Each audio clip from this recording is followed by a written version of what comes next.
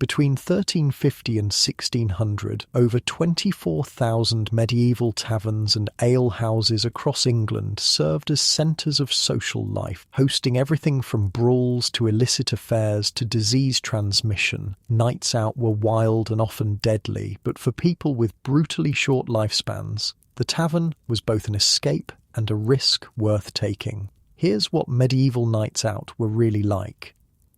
Hey, quick thing before we start. If you actually listen to these regularly, hit like or subscribe. I always wonder where everyone's at, so comment your city and what time it is. Weird to think some of you are having breakfast in London while I'm recording this at night here in the States.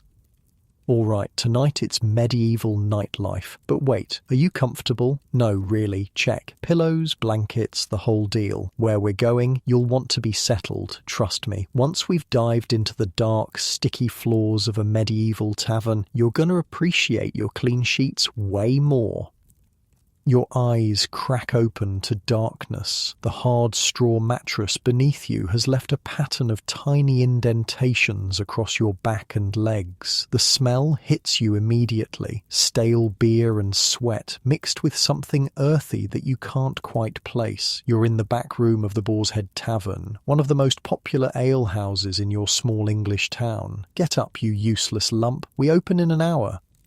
The tavern keeper's wife is standing over you, her face pinched with annoyance. You rented this tiny space for the night when you were too drunk to make it home. Smart move, considering the night watchman would have thrown you in the stocks for public drunkenness after curfew. 5 more minutes, you mumble, then immediately regret it as she dumps a bucket of cold water on your feet. Now! She barks, and you're up, your head pounding like a blacksmith's hammer. So this is what a medieval hangover feels like. Not much different from a modern one, except you don't have Advil or clean water or literally any of the comforts you're enjoying right now in your cozy bed. Imagine the worst hangover of your life, then add the smell of 1,000 unwashed bodies and the knowledge that your medical treatment options include bloodletting and leeches.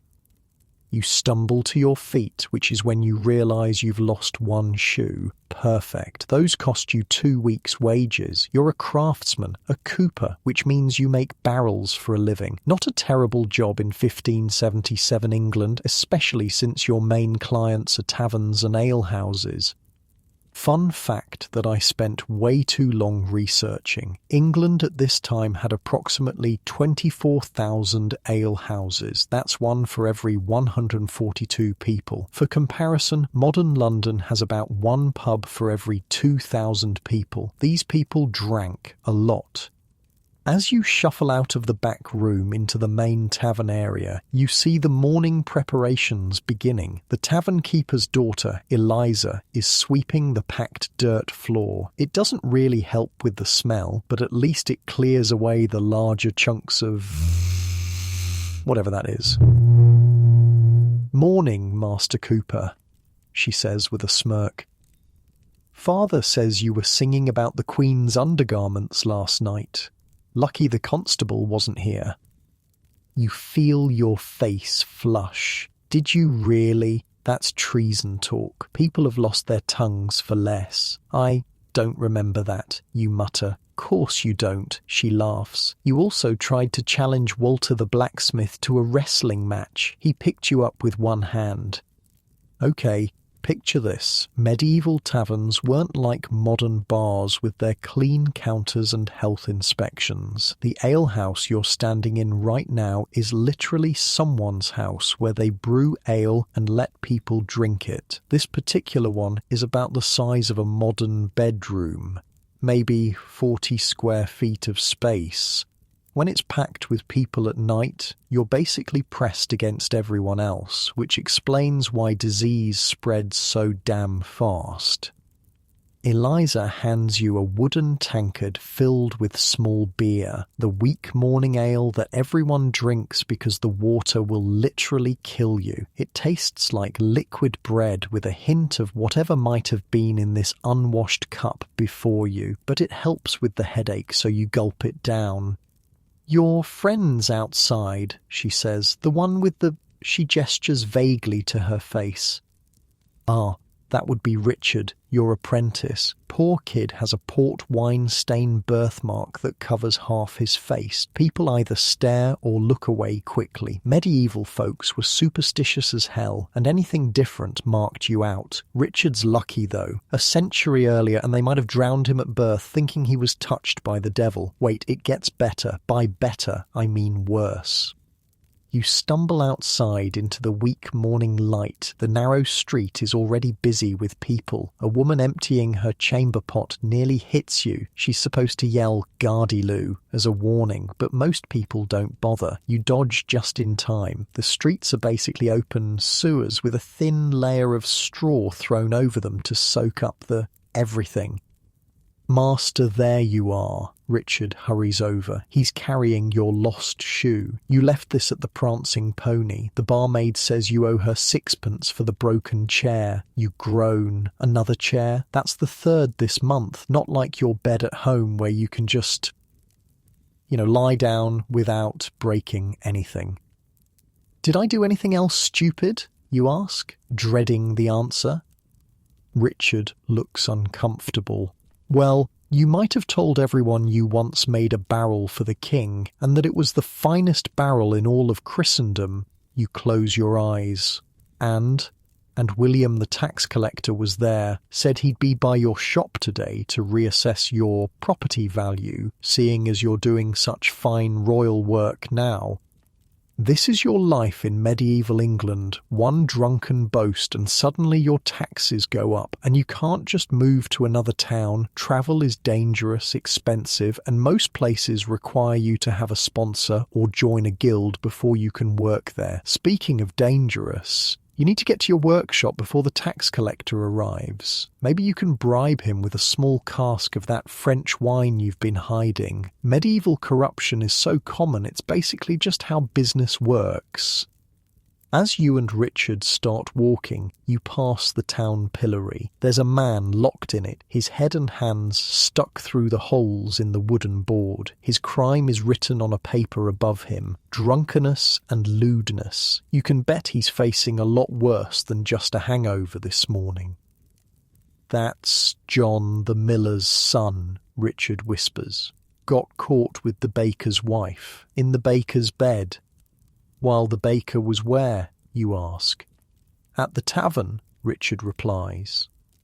You both laugh, though not too loudly. The man in the stocks looks miserable as people throw rotted vegetables at him. This is entertainment in medieval times. Public humiliation is basically Netflix. "Throw a good one for me, Margaret," a passing woman calls to another who's taking aim with what appears to be a very soft turnip. "Oh, I will, Bess. He tried the same with my daughter last Easter." The women cackle as the turnip makes a satisfying splat against John's forehead. Your head is still pounding as you continue down the street toward your workshop. The town is coming fully awake now. Shopkeepers are setting up their stalls, apprentices are running errands, and the church bell is ringing for morning mass. You should go. Everyone should go daily. But like many, you attend mainly on Sundays and holy days. The church controls almost everything in medieval society, but people have always found ways around the rules. "Master, look," Richard nudges you and points to a man stumbling out of another tavern, the Crusty Loaf, a place known for its cheap wine and cheaper company. The man is clearly still drunk from the night before, his fine clothes rumpled and stained. "That's Lord Pembroke's son." You pull Richard away quickly. "Don't stare," you hiss. "That's how you get a beating." Class divisions are serious business. That young nobleman might be a drunken mess, but he could still have you flogged for looking at him wrong. "But he's wearing different clothes than yesterday," Richard insists, "and his purse is missing." "Ah, now that's interesting. Even noblemen aren't safe from tavern thieves and cut-purses. The night brings a certain equality and vulnerability." You arrive at your workshop, a small building attached to your even smaller home. Your wife, Agnes, is already up and has a fire going. She takes one look at you and shakes her head. Again, husband? What was it this time? The ale at the Boar's Head or the wine at the Pony? Both, you admit, collapsing onto a bench. And possibly something in a very small cup that tasted like fire. You're lucky, she says, but there's no humour in her voice. Martin the Chandler never came home last night. His wife just came by asking if I'd seen him. A chill runs through you despite the warm morning. People disappear in the night sometimes, robbed, murdered, or simply fallen into the river while drunk. Life is fragile here. Death is everywhere. I'm sure he'll turn up, you say, but you both know it might not be good news when he does. Agnes hands you a piece of brown bread and a small cup of ale. Breakfast of champions. Well, breakfast of everyone, really. Unless you're rich, this is pretty much what you eat every morning. The widow Simmons came by, Agnes says casually, too casually. Says her son wants to apprentice. You groan. The widow Simmons has been trying to get her boy into a trade since her husband died. She's also been trying to get into your bed for just as long. Agnes, I already have Richard. I can barely afford to feed one apprentice. She's offering 10 shillings, Agnes says, raising an eyebrow, and she'll provide his food for the first year. That is actually a very good offer. 10 shillings is about a month's earnings for you. Is this about the money, or is it about keeping the widow away from your husband? Richard pipes up, then immediately looks like he regrets speaking when Agnes glares at him. The boy needs a trade, she says firmly, and we need the money, especially if your master keeps drinking it away. You wince. She's not wrong. Medieval household economics are precarious at best. One bad season, one robbery, one fire, and your family could be begging in the streets. Oh, think about it, you mutter, finishing your bread. Think about it with a clear head, Agnes advises, then adds, there's a letter for you, from London. Now that's unusual. Letters are expensive and rare. Most people go their whole lives without sending or receiving one. You frown, suddenly nervous. The only person you know in London is your brother, who works for a wine merchant. Agnes hands you the folded paper, sealed with a blob of wax. You break it open carefully, and Richard leans in unashamedly to look. Privacy is not really a concept in medieval times. Your home has one room where everyone sleeps, eats, and lives together. Can you read it? Agnes asks. Like most women, and most men for that matter, she never learned to read. You squint at the careful script. Your own literacy is basic at best, learned from the parish priest in exchange for barrels to store the church's communion wine. It's from Geoffrey, you say, meaning your brother. He says, you trace the words slowly. The wine merchant is expanding, needs more barrels, good ones for the fancy wine, wants to know if I can make 30 by Michaelmas. Agnes's eyes widen. 30? That's a lot of money. You finish. Enough to maybe buy a bigger workshop, maybe even take on another apprentice properly, maybe even afford better wine so you don't feel like death warmed over every morning. I told you, Richard says triumphantly, I told you that Noble liked your work. He must have told the London merchants. The hungover fog clears from your mind a bit. A few months ago, you had indeed made several barrels for a passing nobleman. He'd paid well and promised to recommend you, but people promise a lot of things after a few cups of wine. We need to celebrate, Richard exclaims. No, you and Agnes say simultaneously.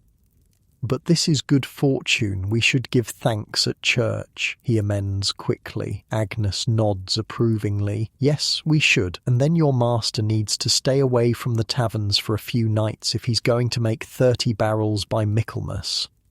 Church bells ring again, signaling the advancing morning. You need to get to work, hangover or not. But as you gather your tools, you can't help thinking about tonight, when the taverns will fill again with people seeking a brief escape from their hard lives.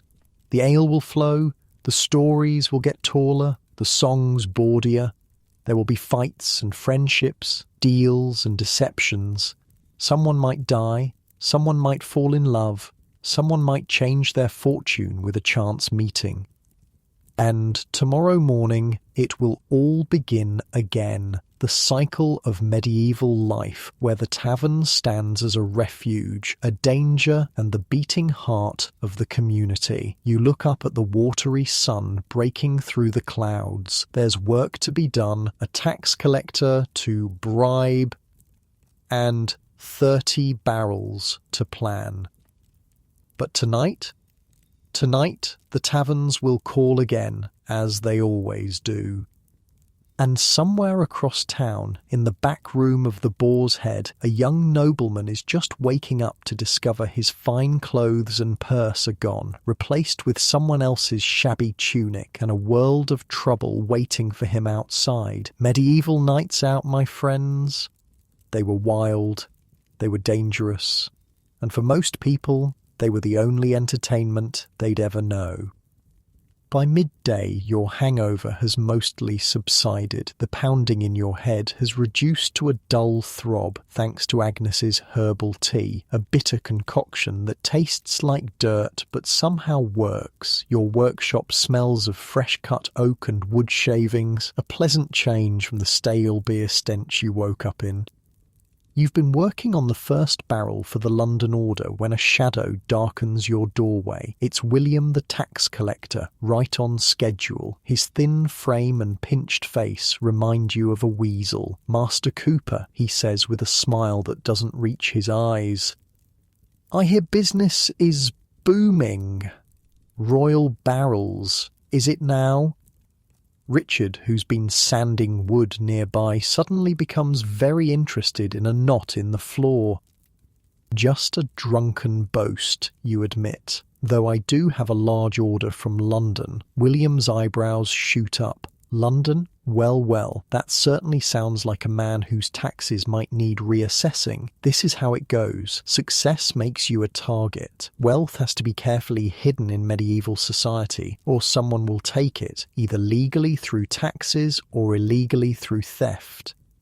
"Perhaps we could discuss it over a drink," you suggest, nodding toward the small cask of French wine you've already set aside. Bribery isn't just common, it's expected. William's eyes light up. "A reasonable man, I've always said you were a reasonable man." An hour later, William leaves with a small flask of wine tucked into his coat and a promise to forget about your supposed royal connections. You've lost some good wine, but saved yourself a hefty tax hike. A fair trade in medieval economics. "Is he gone?" Agnes asks, poking her head in from your adjoining home. "Yes, and he won't be back until quarter day," you confirm.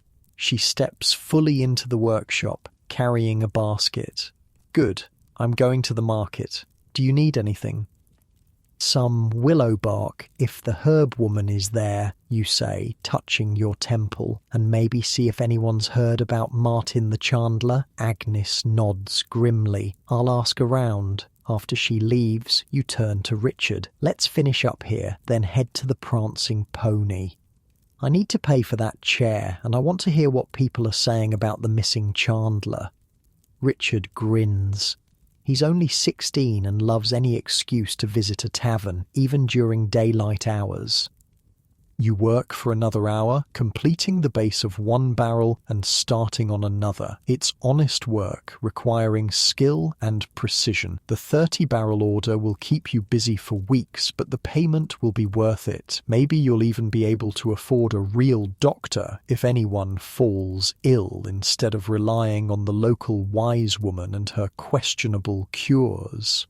"Master, look," Richard suddenly calls from the doorway where he's been sweeping. "It's him, the nobleman from this morning."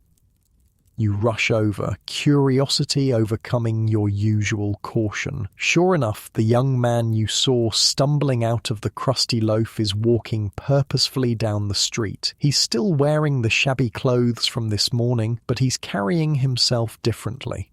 Shoulders back, chin up. The walk of someone used to being respected. "He's coming this way," Richard whispers. "Back to work," you hiss, pushing him toward the barrels. "Don't stare."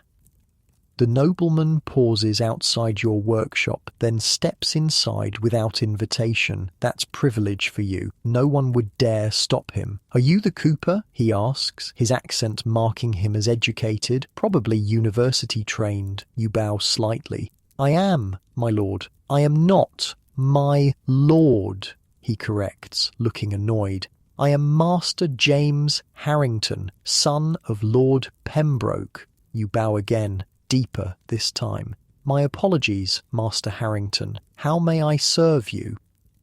He looks around your workshop, taking in the barrels in various stages of completion. "I find myself in an unusual situation. I require discreet assistance." "Oh boy, this could be good for business or very, very bad for your health. Nobles' problems have a way of becoming everyone else's problems, usually with more dire consequences the further down the social ladder you go.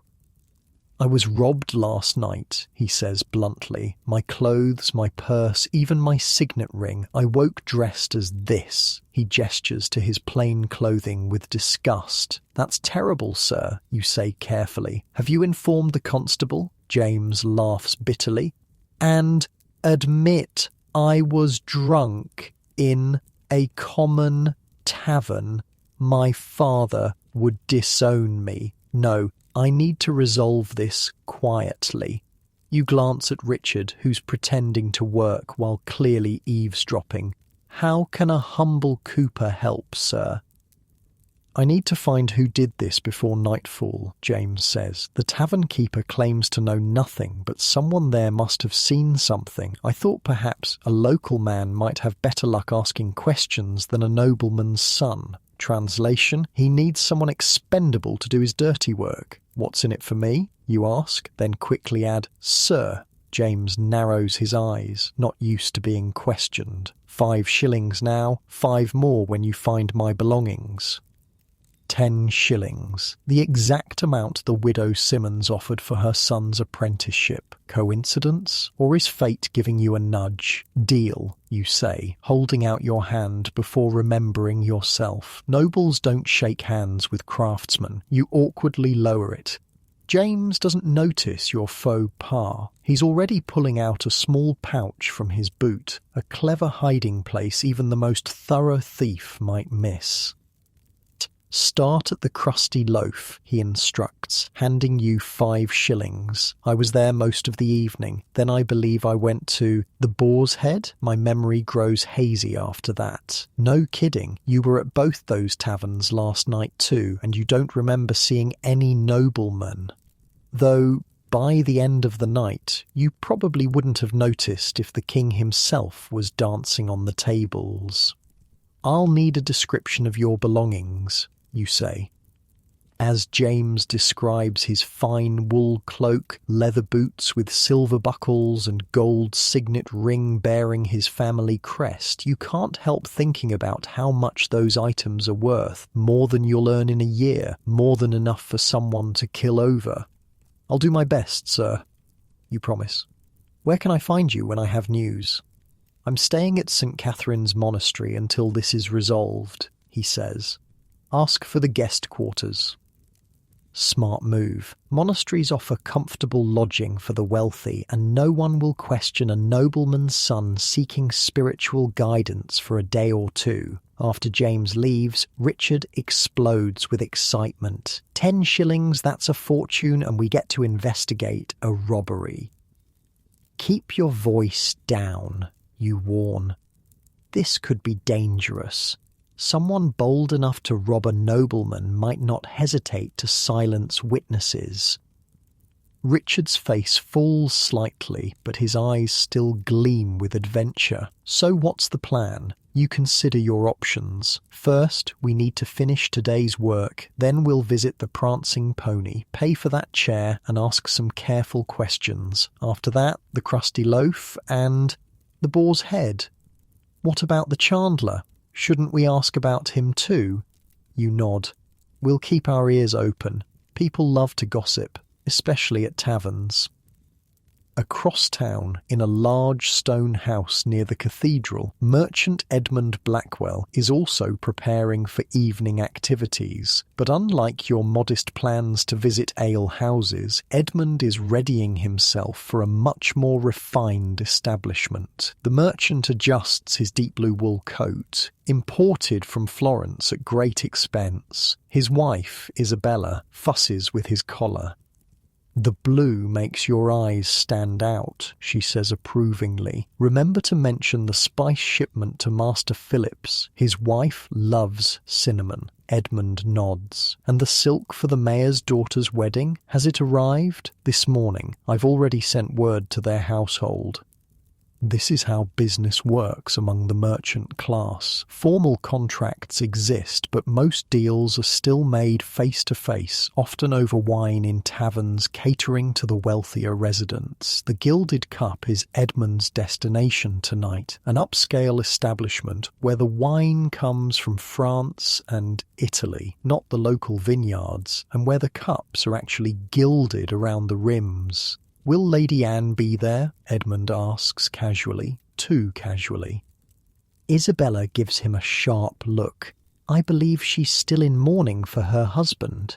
"It's been 6 months," Edmund points out. "And she's a wealthy widow now," Isabella adds pointedly. "Don't think I don't know what goes on at these business meetings of yours." Edmund laughs and kisses his wife's cheek. "You know you're the only one for me." She rolls her eyes, but smiles. "Just remember, Lord Phillips controls the northern shipping routes. Be charming, but not too charming to his wife." This is the reality of medieval business, politics, marriages, and alliances all intertwined. A merchant like Edmund lives or dies by his connections and reputation. "I won't be late," he promises, reaching for his walking stick with its silver handle. Another status symbol in a world where appearances matter immensely. "You said that last week," Isabella reminds him. "Then you came home at dawn smelling like wine and perfume that wasn't mine." That was different. We were celebrating the Sussex contract. She clearly doesn't believe him. "Well, try to celebrate with your clothes on this time." The laundress asked about the lipstick on your collar. Medieval marriages, especially among the wealthy, are often practical arrangements. Fidelity is appreciated but not always expected, particularly for men. Still, discretion is essential to maintain social standing.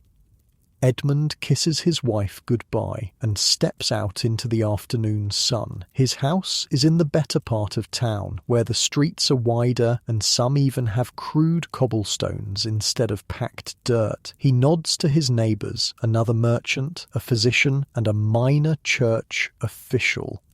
This is his world, separate from the ale houses where craftsmen and labourers drink. The Gilded Cup won't be busy for hours yet, but Edmund likes to arrive early to secure the best table and observe who comes and goes. Information is as valuable as any cargo in his ships. In yet another part of town, preparations of a different sort are taking place. At the Boar's Head, the tavern keeper's wife, the same woman who dumped water on your feet this morning, is directing the evening's preparations. "More straw on the floor," she barks at a serving boy. "Last night's is soaked through with, well, best not to think about it." The boy hurries to spread fresh straw, the medieval equivalent of a floor cleaning. It does little for the smell, but at least soaks up spilled drinks and worse. The tavern keeper himself, a burly man named Walter, is in the cellar, tapping a new barrel of ale. His daughter Eliza is slicing bread and cheese into portions to sell alongside the drinks. Nothing fancy, just enough to absorb some of the alcohol and keep patrons drinking longer. "Father," Eliza says casually, "did you notice if Martin the Chandler was here last night? His wife's been asking after him." Walter grunts. "Might have been. It was busy. Ask Tom. He was serving most of the night." Tom, a lanky young man who works as a server, looks up from where he's arranging tankards. "The Chandler? Yeah, he was here. Got into an argument with a stranger. Big fellow with a scar on his cheek. Never seen him before." "What were they fighting about?" Eliza asks. Tom shrugs. "Couldn't hear." But they both left together around curfew. Thought it was odd, them settling their differences so quick. Walter and his wife exchange glances. People who disappear after tavern arguments often turn up in ditches or the river. Best not to know too much. "If anyone asks," Walter says firmly, "Martin left alone. We don't need that kind of trouble here. This is the dark side of medieval nightlife. Violence is common, justice is rare, and minding your own business is often the wisest course." The tavern keeper's wife changes the subject. "Did you water down the ale like I told you?" "Just the first few rounds," Walter confirms. "Once they're drunk, they can't tell the difference anyway." "And the wine?" she presses. "Got some cheap stuff to serve if anyone asks to check the cask first. Keep the decent wine hidden for those who don't know better." These are the tricks of the trade. Medieval consumer protection doesn't exist, and taverns can get away with all sorts of deception as long as they don't cross the wrong people. "What about him?" Tom nods toward the back room, "your former sleeping spot." "The cooper?" Walter's wife scoffs. "He's harmless, drinks too much and sings badly. Probably be back tonight with that apprentice of his mooning over Eliza." Eliza blushes. "Richard doesn't moon over me, mother." "Course he does. Boy's got eyes, doesn't he?" Taverns aren't just places to drink. They're where young people meet, where romances bloom and fade, often in the same night. For many young women like Eliza, marriage to a promising craftsman like Richard could be a step up in the world. "Just don't encourage him too much," Walter warns his daughter. "I don't need a lovesick apprentice causing trouble. Besides, his master owes me money for that bench he broke last week." As the afternoon wears on, the lowest ranks of society are also preparing for evening entertainment, albeit with far fewer options. In the fields outside town, farm labourers are finishing their day's work. "Drink tonight?" one asks another as they stack hay. "Can't afford it," his friend replies, "unless you're buying." "Split a jug at Old Mary's," suggests a third. "Cheaper than the taverns, and she doesn't water it down as much." Old Mary runs what you might call a medieval speakeasy from her cottage on the edge of town. She brews ale in her back room and serves it for halfpenny a cup, less than half what the licensed taverns charge. It's illegal, of course, but the authorities generally look the other way, as long as she pays her informal taxes to the local constable. For the poorest workers, places like Old Mary's are the only affordable option for drinking. No fancy wine, no music, just cheap ale and a bench to sit on. "Heard there's a cockfight behind the tannery," the first labourer says. "Could win some coin there, or lose what little we have," the second points out. "Either way, we drink," says the third with a laugh. Life is hard for these men. Backbreaking labour from dawn to dusk, poor food, poorer housing, a cup of ale and the companionship of friends is often the only pleasure they can afford. Is it any wonder they seize it whenever possible? Back at your workshop, you finish the day's work on the barrels. The sun is starting to lower in the sky and your thoughts turn to your evening plans. "Ready?" you ask Richard, who's been fidgeting impatiently for the past hour. Born ready, he replies with a grin. You roll your eyes at his enthusiasm. Remember, we're looking for information, not trouble. Keep your voice down, your ears open, and don't drink more than 1 cup. Yes, master, he says, attempting to look serious and failing miserably. You lock up the workshop, a simple wooden bar across the door, not that it would stop a determined thief, and head toward the prancing pony to settle your debt for the broken chair. As you walk, you notice how the town is changing as day shifts toward evening. Shops are closing, shutters coming down over windows. The market square is emptying of legitimate vendors and attracting a different sort of crowd, people who prefer to conduct their business in shadows.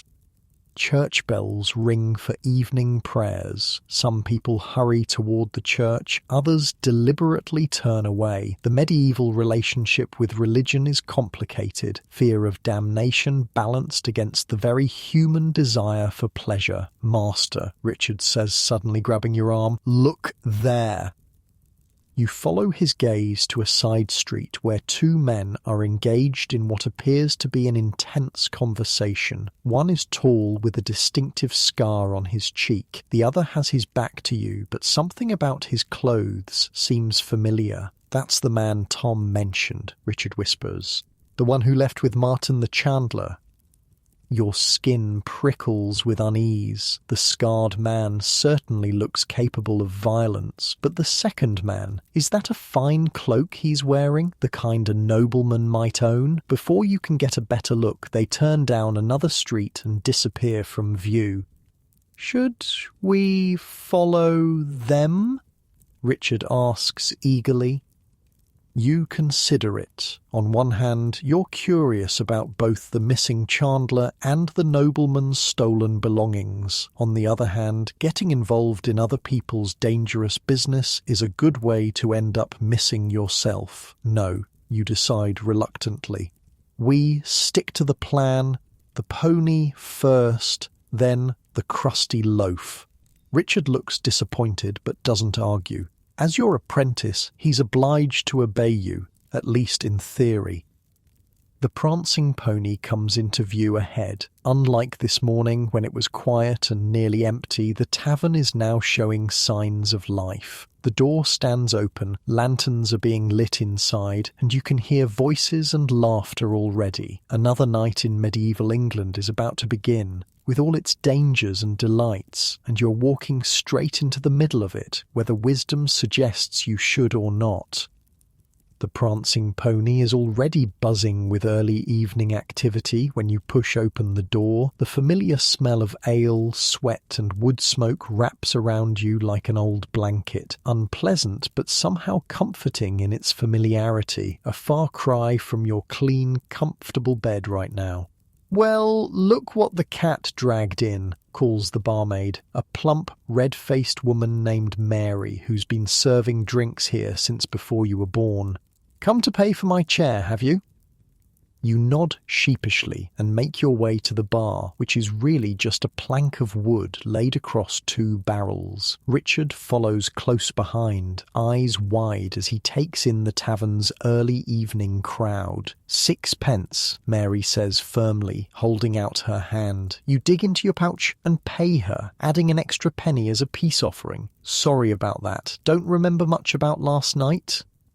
"Not surprised," she snorts. "You were singing that song about the bishop and the milkmaid. Lucky there weren't any church folk here." Your face heats up. You really need to work on your drinking habits. "Actually," you say, lowering your voice, "I'm looking for some information."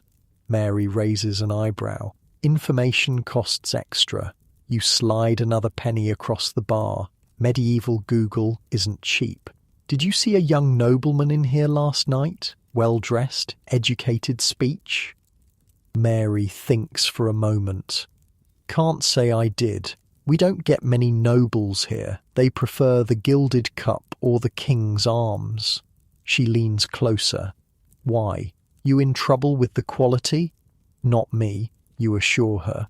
"I've been hired to find something that went missing." Her eyes narrow. "You playing constable now?" That's dangerous work. Just asking questions. Oh, and what about Martin the Chandler? Seen him lately? A shadow crosses Mary's face. Not since last night. He was in here early, then went to the Boar's Head. She lowers her voice. There's talk he never made it home. Any idea who he was with? Mary glances around and leans closer. Stranger, big fellow with a scar. Bad business if you ask me. The same man you spotted in the street earlier. This can't be a coincidence. Thanks, Mary. One more thing. Anyone trying to sell fine clothes or a signet ring today? She gives you a sharp look. You asking for yourself or for the law? For 10 shillings, you admit. Mary nods, understanding the motivation. Try Ned the peddler. He deals in found items, usually drinks at the Crusty Loaf this time of evening. Richard tugs at your sleeve. Master, look who just came in. You turn to see William the tax collector entering the tavern. Didn't you just bribe him this morning? What's he doing here? Evening, William, you call, figuring it's better to acknowledge him than pretend you haven't seen him. Drink? He looks startled to see you, then recovers. Cooper? Yes, a drink would be welcome. Mary pours 3 cups of ale, giving you a questioning look. You nod. You're paying. Money is flowing out of your pouch like water today. What brings you here so early? You ask William casually. He glances around before answering. Official business. Tax office sends their regards. That's odd. The tax office doesn't usually do evening collections. Something's off. Anything I should know about? You probe. William takes a long drink before answering. Just routine, though there are rumours of counterfeit coins circulating. The king takes a dim view of that. Counterfeiting is serious business, as in they cut off your hands then execute you serious. Medieval monetary policy doesn't mess around. Haven't seen any, you say truthfully. Good, good.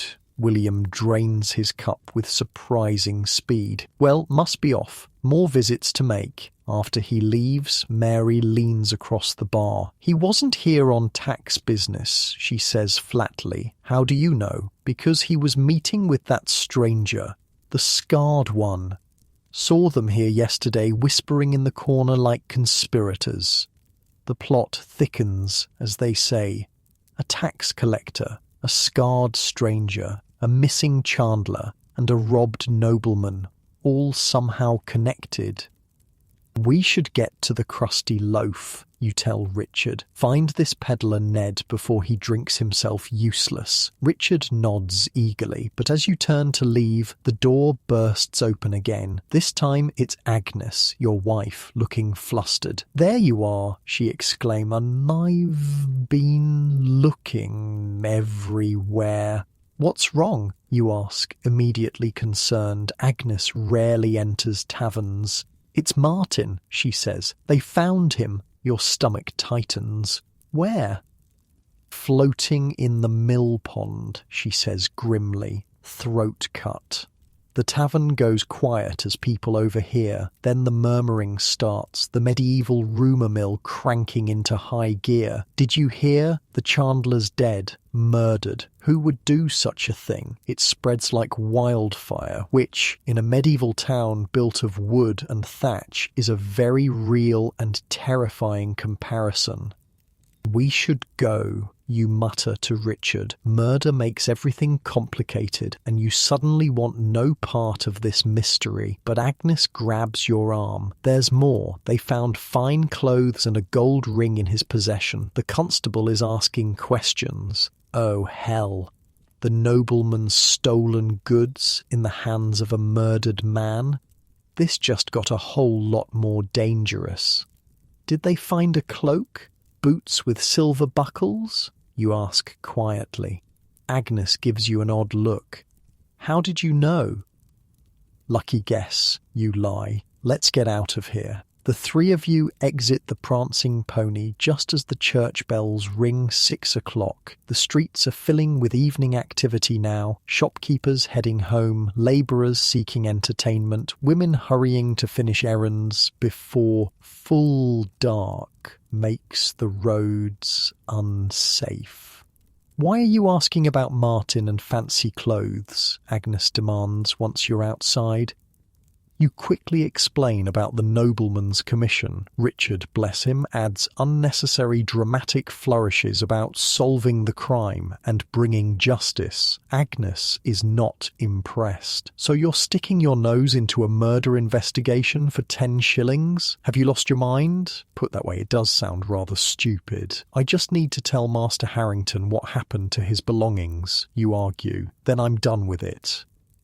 "And collect your other 5 shillings, Agnes adds dryly. "Well, yes, that too." She sighs the deep sigh of a medieval wife who's seen her husband make questionable decisions before. "Fine, but you're taking me with you. Someone needs to keep you out of trouble." Richard beams.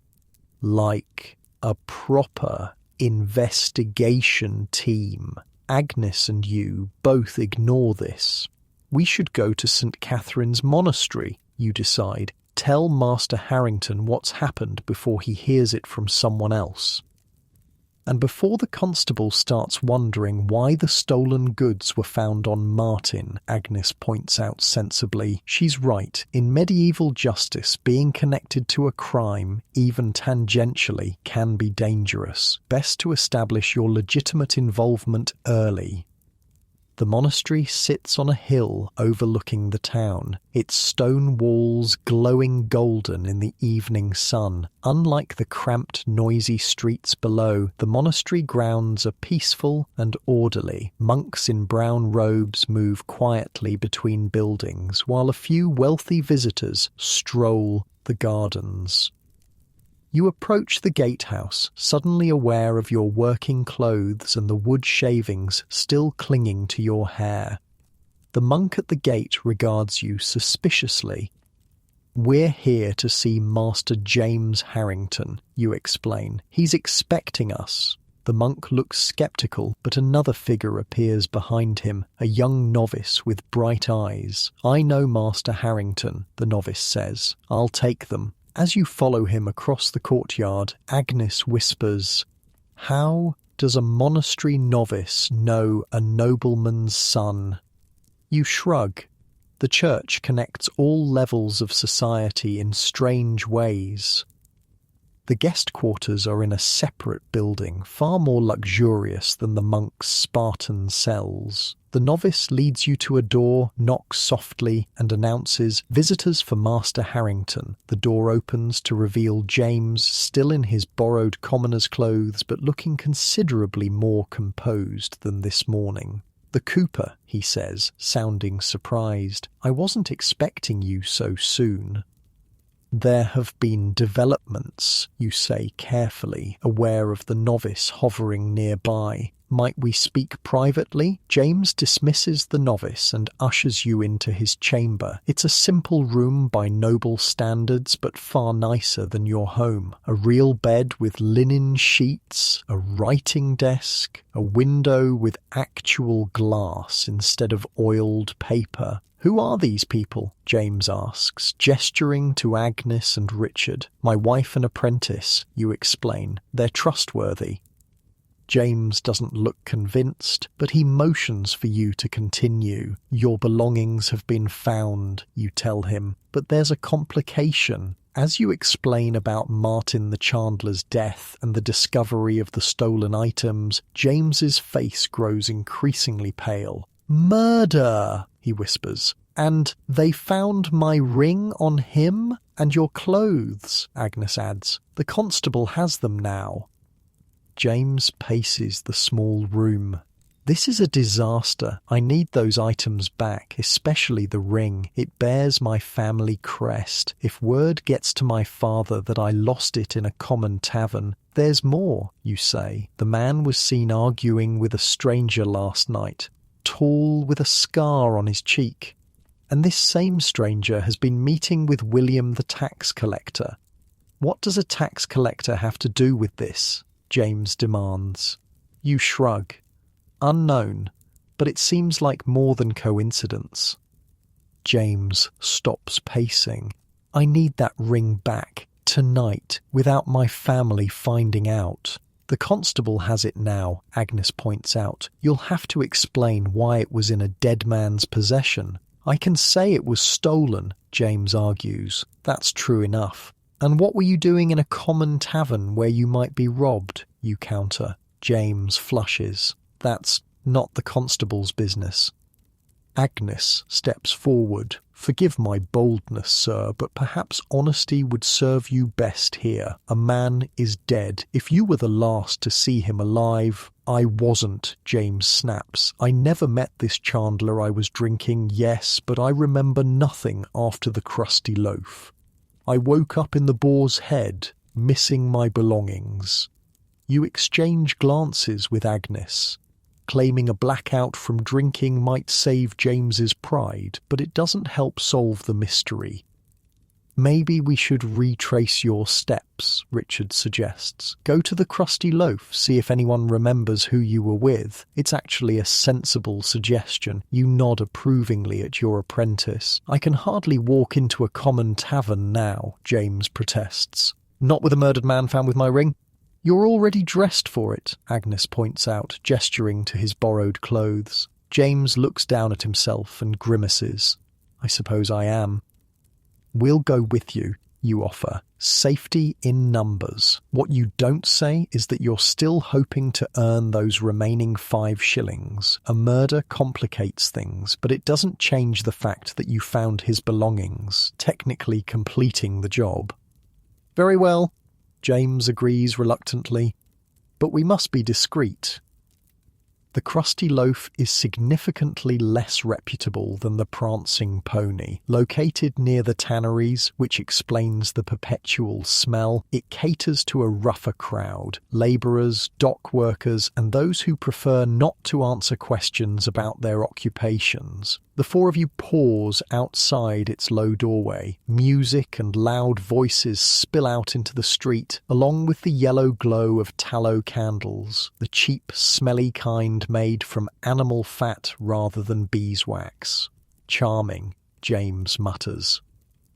Stay close, you advise, and let me do the talking. Inside, the crusty loaf is already packed despite the relatively early hour. The ceiling is low, blackened with years of smoke, and the floor is bare earth covered with rushes that look like they haven't been changed in months. The smell is challenging. How do people breathe in here? James whispers, pressing a handkerchief to his nose. Through their mouths, you reply. Come on. You push your way toward the bar, keeping Agnes and the others close behind you. The tavern keeper, a huge man with massive arms and a missing ear, regards you suspiciously. What'll it be? He grunts. 4 ales, you say, placing coins on the sticky wooden surface.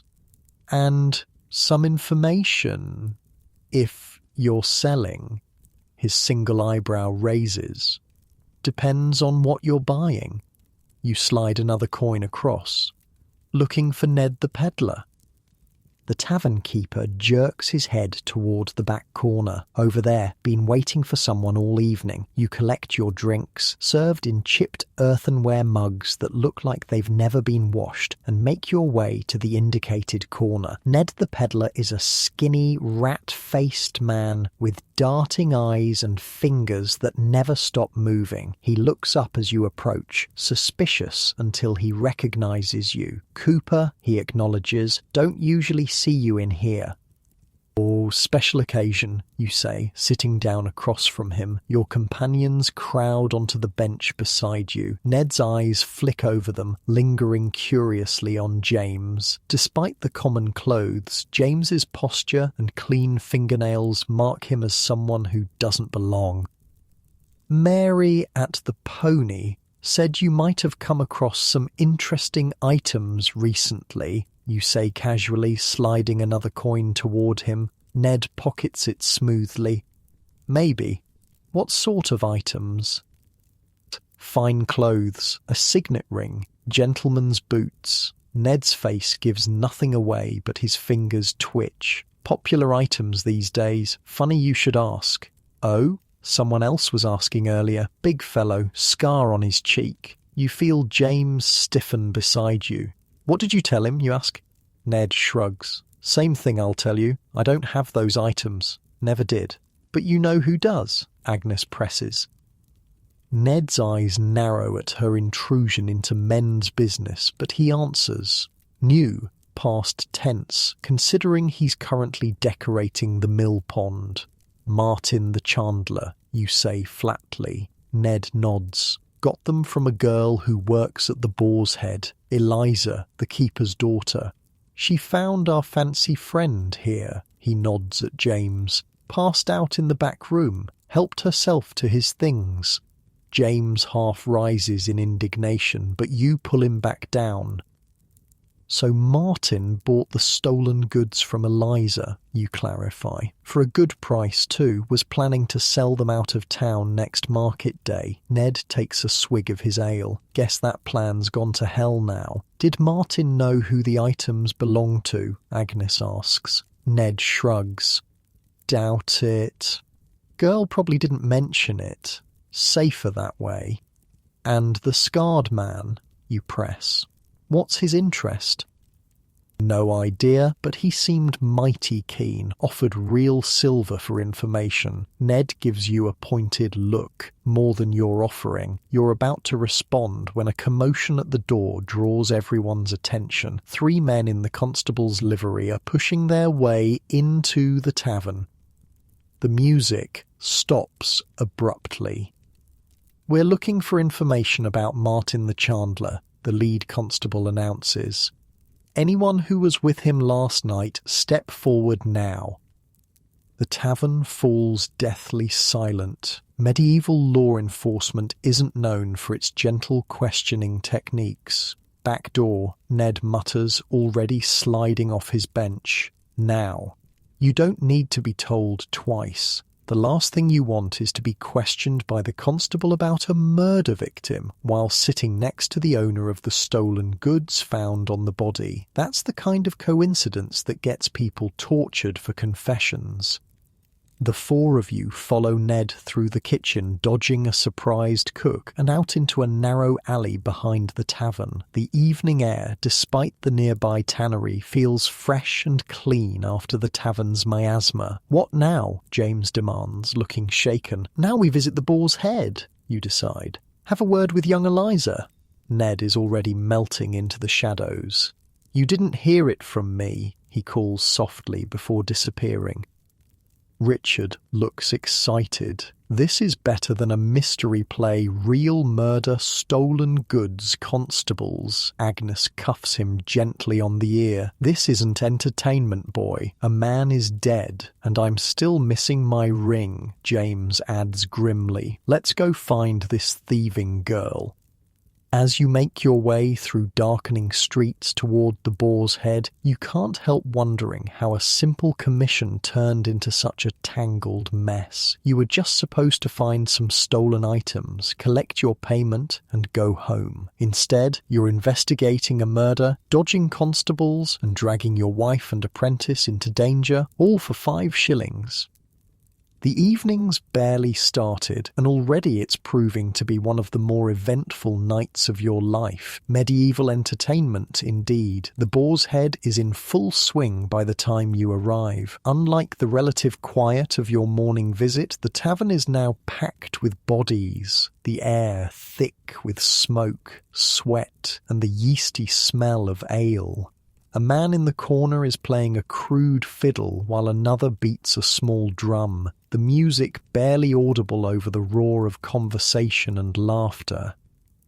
Is it always this crowded? James asks, looking uncomfortable as a large man bumps into him without apologizing. This is nothing, you tell him. Wait until midnight. The 4 of you push your way toward the bar where Walter the tavern keeper is pouring ale as fast as his arms can move. His wife is collecting money, her sharp eyes missing nothing. Cooper, she calls when she spots you. Back for more punishment, and you've brought friends. You force a smile. Just thirsty. Seen Eliza about? Her eyes narrow slightly. What do you want with my daughter? Just a question about a patron from last night, you say casually. She's busy, serving the back tables. You nod and order 4 ales, which she serves with a suspicious look. As you pay, you ask, "Heard about Martin the Chandler?" The tavern keeper's wife doesn't flinch. Terrible business. Wife's beside herself, I hear. They're saying he was last seen leaving here, you press. Lots of people leave here, she replies flatly. Can't keep track of them all. Her defensive tone tells you she knows more than she's saying. You decide not to push it, yet you lead your group toward the back tables, where Eliza is indeed serving drinks. She's pretty in a rough-edged way, her cheeks flushed from the heat and exertion. When she sees Richard, she smiles briefly before noticing the rest of your party.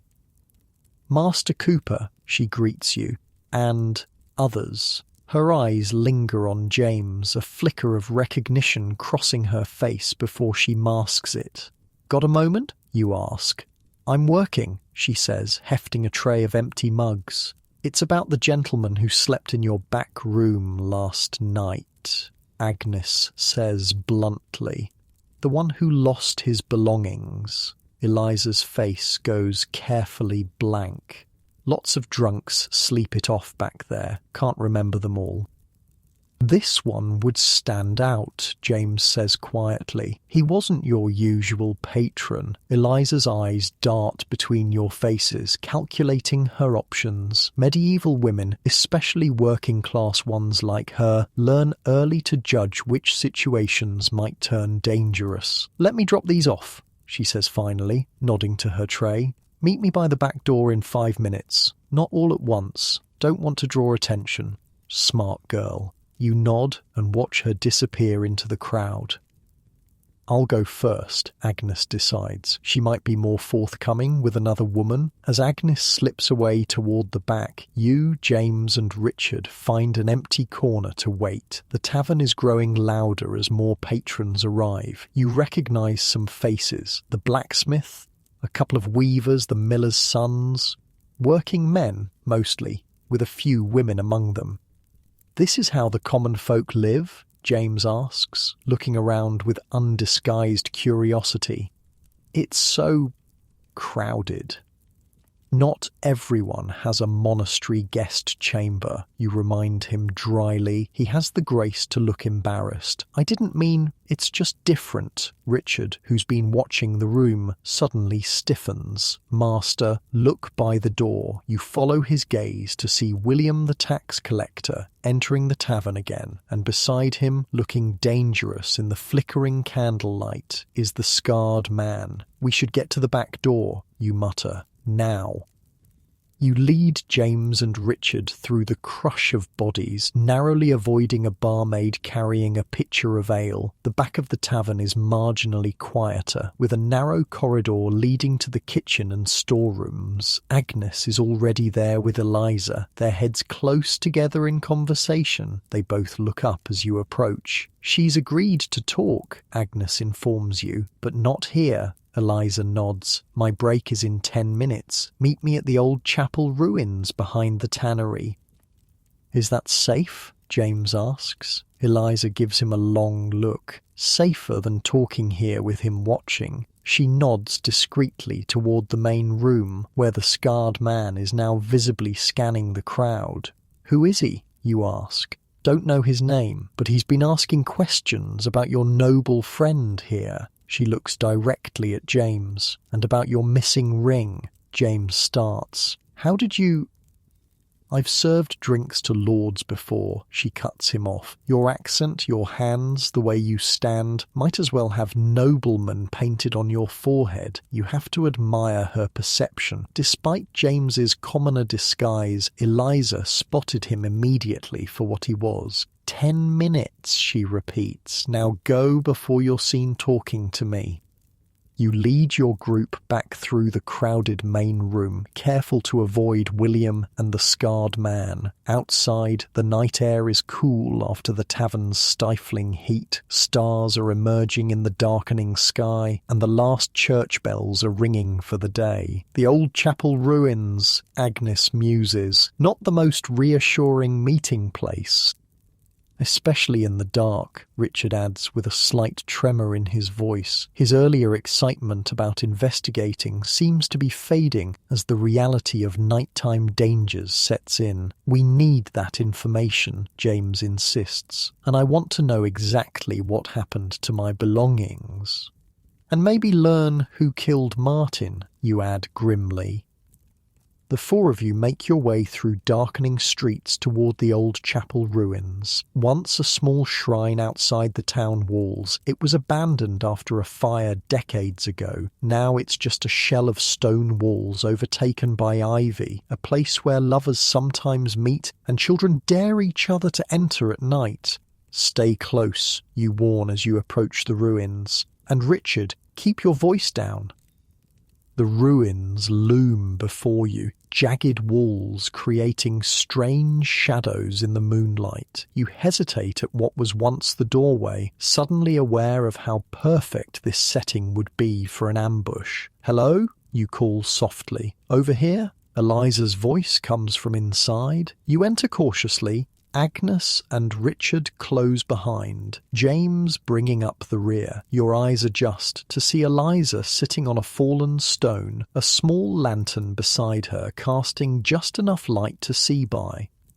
"Were you followed?" she asks immediately. "I don't think so," you reply, though you can't be certain. "Good." She looks at James directly. "You were robbed. I know because I did it." James surges forward. "You little," Agnes grabs his arm. "Let her talk." Eliza doesn't flinch. "You passed out in our back room, dead drunk, had a purse full of silver and fine clothes that would fetch a good price." "So you just took them?" James demands. She shrugs. "You're noble. You can get more. People like me can't." It's a harsh reality of medieval economics, the vast wealth gap between classes and the desperation it breeds. "What happened to my things after you took them?" James asks, visibly struggling to control his temper. "Sold the clothes and boots to Martin the chandler. He was going to take them to the next town's market." Eliza hesitates. "But I kept the ring, thought it might be worth more to the right buyer." "Where is it now?" James presses. "Hidden. After I heard about Martin, I got scared. That ring has a family crest, too recognizable." You lean forward. "What happened to Martin, Eliza?" She shakes her head. "I don't know for certain, but he left with that scarred man last night. The one who's been asking questions." "And you think the scarred man killed him?" Agnes asks. "Makes sense, doesn't it? Martin had stolen goods. Maybe the scarred man wanted them." James runs a hand through his hair in frustration. "But who is this man? Why is he working with the tax collector? None of this makes sense." Eliza picks at her nails nervously. "There's something else. I overheard them talking, William and the scarred man. They mentioned counterfeit coins." Your blood chills. That matches what William told you earlier about counterfeit currency circulating. "What exactly did they say?" You press. "Something about moving the operation, and the chandler knows too much." This was yesterday afternoon. The pieces start to click together in your mind. So Martin somehow discovered a counterfeiting operation involving William and this scarred stranger. They killed him to keep him quiet, then discovered he had your stolen goods. You look at James. "They've been looking for the ring specifically. But why?" Richard wonders. "Because," James says slowly, "my ring bears my family's crest. If counterfeit coins were linked to it somehow, they could implicate your family in the counterfeiting," Agnes finishes. "A perfect scapegoat. It's a clever plan. Counterfeiting is treason, punishable by death." If evidence pointed to a nobleman's family, it would create a scandal big enough to distract from any further investigation. "I need that ring," James says urgently to Eliza. "Now." She hesitates. "It's not here. It's hidden in—" A twig snaps outside the ruins. Everyone freezes. "Someone's coming," Richard whispers. Eliza quickly douses her lantern. "This way," she mouths, gesturing toward a low gap in the wall that might once have been a window. The five of you crouch down, listening as footsteps approach the ruins. There's the soft glow of another lantern, and then voices, William the tax collector and the scarred man. "She's not here," the scarred man says, his voice a deep growl. "Your information was wrong. The tavern boy said she came this way," William protests, his voice higher and nervous. "Said she was meeting someone. The ring wasn't in the Chandler's possessions," the scarred man continues. "The girl must have it. Without it, the whole plan falls apart." "We still have the dies and stamps," William argues. "We can make more coins." "And when they trace them back to us? No, we need the ring. A noble family taking the blame is our insurance." They move deeper into the ruins, their lantern lights sweeping dangerously close to your hiding spot. Eliza tugs your sleeve, pointing to the window gap. One by one, you slip through it, dropping to the soft ground outside. "Run," Eliza whispers once you're all through. "Meet me at the north gate in 1 hour." She doesn't wait for a response, darting away into the darkness. The rest of you follow her example, fleeing in the opposite direction until you're safely away from the ruins. "Well," Agnes says when you finally stop running, all of you breathing hard, "at least now we know what's happening." "Counterfeiting ring," you gasp, "with William involved." "And they killed Martin when he found out," Richard adds. James looks grim. "And they want my ring to frame my family for the crime." "We should go to the constable," Agnes suggests. "With what proof?" you counter. "The word of a tavern girl who admits to stealing from a nobleman, our overheard snippet of conversation? We need more. We need the ring," James insists. "If we can secure it, then go to the authorities." "Eliza said to meet her at the north gate in an hour," Richard reminds you. You nod. "That gives us time to think, and to see what's happening at the Gilded Cup." "The Gilded Cup?" Agnes questions. "Why there?" William mentioned dies and stamps, tools for making counterfeit coins. They must be keeping them somewhere. The Gilded Cup caters to merchants and officials, people who handle large sums of money. Perfect cover for introducing counterfeit coins. James looks thoughtful. "It makes sense, and it's a place where a tax collector wouldn't raise suspicions." "But we can't just walk in," Agnes points out. "Not dressed like this." She's right. The Gilded Cup is for wealthy patrons. Your working clothes would stand out immediately. "I could go alone," James suggests. "I may be dressed poorly, but my speech and manners would get me in the door." "And if William or the scarred man is there?" you ask. James frowns. "Good point." "What about the back entrance?" Richard suggests. "Service door. Every tavern has one for deliveries." You clap him on the shoulder. "Good thinking. We could at least get a look inside, see if there's anything suspicious." "This is madness," Agnes mutters, but she doesn't object further. The Gilded Cup sits in the best part of town, its windows glowing with real glass and bright candlelight. Unlike the rough taverns you've visited so far, this one has an actual sign, a wooden cup covered in gold leaf, and a doorman checking patrons before they enter.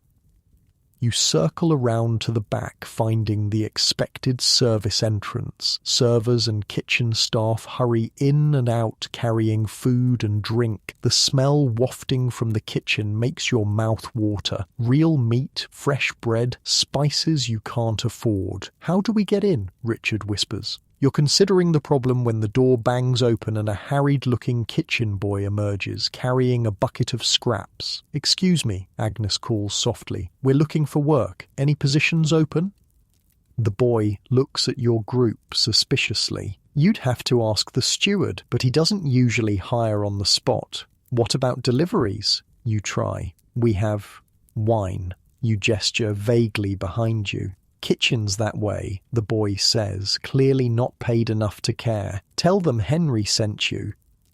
With that minimal authorization, you slip through the service door into a busy kitchen. Cooks and servers rush around, preparing elaborate dishes for the wealthy patrons. No one gives you a second glance, assuming you belong there.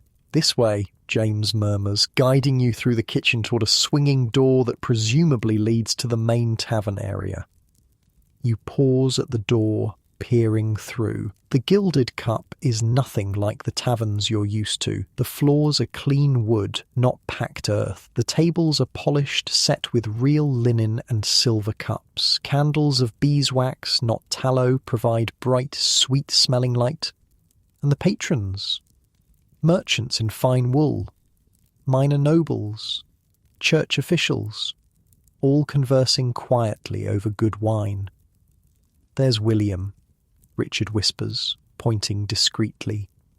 Sure enough, the tax collector is seated at a corner table with several other men. They're speaking intently, documents spread before them. From this distance, they could be discussing legitimate tax business or plotting treason. Impossible to tell. "We need to get closer," you decide. Agnes pulls a serving cloth from a nearby stack and ties it around her waist. "Follow my lead," she whispers, taking an empty tray.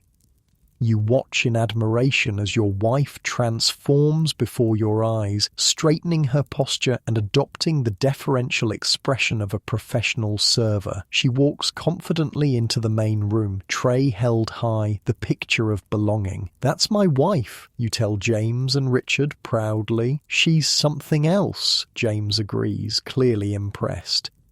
Agnes makes her way through the tables, collecting empty cups as if that's her job. She works her way gradually toward William's table, eventually stopping right beside it to gather dishes. You watch tensely, ready to intervene if she's questioned, but Agnes plays her part perfectly. No one looks twice at a servant. After what feels like ages, she returns to the kitchen, her face tight with suppressed excitement. "Well?" You press once you've huddled in a quiet corner. "They're definitely counterfeiting," she confirms. "I heard Williams say they need to move the operation after what happened to the Chandler, and they're planning something tonight. A shipment of false coins going out with a wine merchant. Did they mention the ring?" James asks urgently. Agnes nods. "William is worried. Says the scarred man, his name is Giles, by the way, is getting careless, drawing too much attention with his questions about the ring." "We should alert the constable," you say. "Not yet," James counters. "We still need the ring as evidence, and we need to catch them with the counterfeit coins." "The North Gate," Richard reminds you. "Eliza should be waiting by now." You nod. "Let's go get that ring, then we can decide our next move." As you slip back out through the service entrance, you can't help marvelling at how your quiet evening has transformed into this wild adventure, from a simple Cooper just this morning to investigating counterfeiting and murder, all because you drank too much last night. Medieval nights out, indeed. They never go quite as planned. You make your way through the town toward the north gate, sticking to shadows where possible. The streets are quieter now as the night deepens, though you can still hear music and voices from taverns you pass. Something doesn't feel right, Agnes murmurs as you approach the gate. You're about to ask what she means when you see it, or rather, who. The scarred man, Giles, is loitering near the gate, clearly waiting for someone. "He's looking for Eliza," James whispers. "He must have overheard us at the ruins." "So where is she?" Richard asks anxiously. You scan the area, finally spotting a small figure pressed into a shadowy doorway across the street. Eliza has seen the trap and is staying hidden. "We need to draw him away," you decide. Give Eliza a chance to escape. "How?" Agnes asks practically. You think for a moment. "James and I will create a diversion. Agnes, you and Richard try to reach Eliza." "What kind of diversion?" James asks warily. You grin. "The kind medieval men excel at, a drunken brawl." And with that, you stagger toward the gate, pulling James with you, ready to create the most convincing tavern fight of your life, without the benefit of actually being drunk this time. Medieval nightlife is many things, but boring isn't one of them. "Ready?" you mutter to James as you approach the north gate. "Not really," he admits. "I've never been in a tavern fight."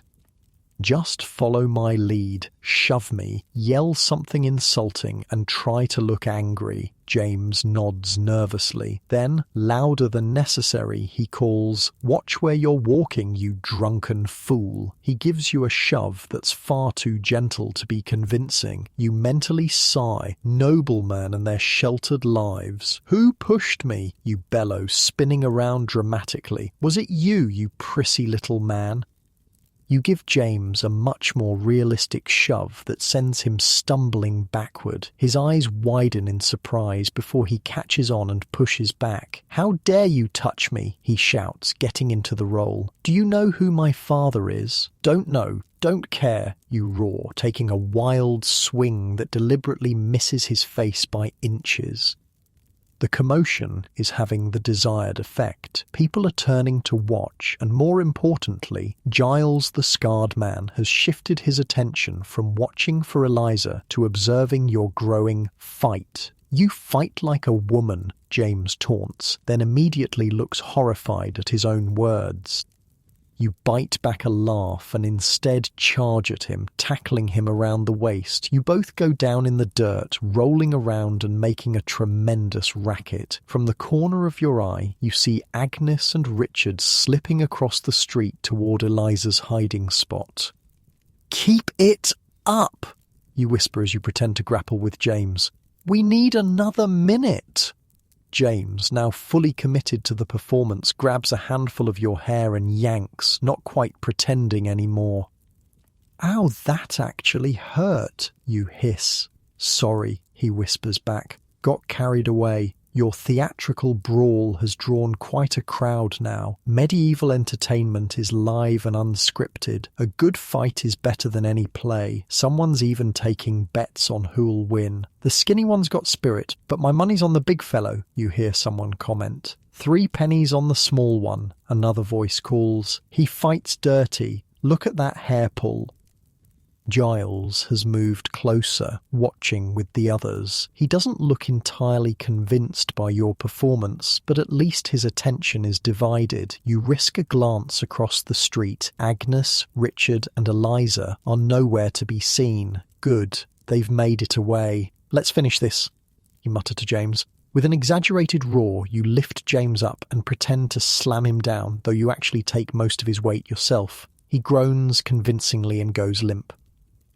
"And stay down," you shout, staggering to your feet and making a show of dusting yourself off. The crowd gives appreciative cheers and jeers. Money changes hands as bets are settled. "Nothing to see here," you announce, swaying slightly as if drunk. "Just teaching this mouthy apprentice some respect." James, playing his part, stays down and moans pathetically. The crowd begins to disperse. Disappointed, the entertainment is over. Giles lingers longer than the others, his eyes narrowed suspiciously, but eventually he too moves away, heading back toward the centre of town. Once he's out of sight, you help James up. Not bad for your first tavern brawl, he grimaces, brushing dirt from his clothes. Is this how commoners typically settle disagreements? Only when we're sober enough to miss each other when we swing, you joke. Come on, let's find the others. You make your way to the predetermined meeting spot, a small shrine to St. Nicholas near the north wall. Agnes, Richard and Eliza are waiting in its shadow. Did you get it? You ask immediately. Eliza nods, pulling a small bundle from inside her bodice, the medieval equivalent of a secure pocket. Here, she says, unwrapping a cloth to reveal a gold signet ring with an ornate family crest. James snatches it eagerly, examining it in the dim light. Thank God, he breathes, sliding it onto his finger. My father would have killed me if this was lost. What about the people who actually did kill someone? Agnes reminds him pointedly. James has the grace to look abashed. Yes, of course, the counterfeiters. We need to catch them with evidence, you say. Eliza, what else do you know about their operation? She glances around nervously before speaking. Not much. But I heard William say something about a midnight shipment leaving from behind the Gilded Cup. Something about wine barrels. Your professional interest is piqued. Wine barrels? That's a good hiding place for counterfeit coins. The barrels would have secret compartments built in. Who's the cooper who made them? Richard asks, professional pride evident in his voice. Does it matter? James asks impatiently. Actually, yes, you reply. If I know who made them, I might know how the compartments work. Eliza shrugs. No idea, but they're being loaded onto a merchant's wagon tonight. Edmund Blackwell's, I think. Agnes gasps. Blackwell? He's one of the wealthiest merchants in town, and married to Lady Isabella, James adds. My father does business with him. The pieces click into place. A respected merchant would be the perfect accomplice for moving counterfeit currency. His wagons travel between towns without much scrutiny, and he handles large sums of money regularly enough that no one would question new coins in his possession. So William and Giles make the coins, Blackwell moves them, and they all get rich while devaluing the king's currency, you summarise. And they kill anyone who finds out, Richard adds grimly. We need to alert the constable, Agnes insists. With what proof? James counters. We need to catch them in the act. The midnight shipment, you decide. If we can catch them loading the false coins, I should go, Eliza says suddenly. They'll notice I'm missing from the tavern. Will you be safe? Agnes asks with genuine concern. Eliza gives a bitter laugh. Safe? Women like me are never safe, but I know how to handle myself. Thank you, James says with surprising sincerity. You didn't have to help us. I didn't do it for you, she replies bluntly. I did it because I don't want Martin's murder ignored just because he was common born. With that, she slips away into the darkness, heading back toward the Boar's Head. Brave girl, Agnes comments, watching her go. And not wrong about justice for common folk, you add. If Martin had been a nobleman, half the king's guard would be searching for his killer. James shifts uncomfortably but doesn't argue. The inequality of medieval justice isn't something he can deny. What now? Richard asks. It's hours until midnight. We need a better plan than just watching from the shadows, you say, and maybe some help. The constable, Agnes begins. Not yet, James interrupts. If Blackwell really is involved, he has enough influence to make accusations against him disappear. We need irrefutable proof. You think for a moment. I have an idea, but you're not going to like it. An hour later, you're questioning your own sanity as you crouch in a filthy alley behind the Gilded Cup. Agnes and Richard are positioned as lookouts at either end of the street, while you and James wait near the tavern's back door. Your plan is simple but dangerous. When the counterfeit coins are brought out to be loaded, you'll create a distraction while James verifies they're in the wine barrels. Then you'll both run to the night watchman's station and report the crime in progress. "This is madness," James whispers for the 10th time. "If they catch us," "They won't," you promise, with more confidence than you feel. The back door of the Gilded Cup opens, spilling yellow light into the alley. A server tosses out a bucket of kitchen scraps, narrowly missing your hiding spot. "People actually live like this?" James mutters, recoiling from the smell. "In filth and darkness?" "Not by choice," you remind him. "Some of us don't have monastery guest rooms to retreat to." He falls silent, perhaps truly considering the vast gulf between his life and yours for the first time.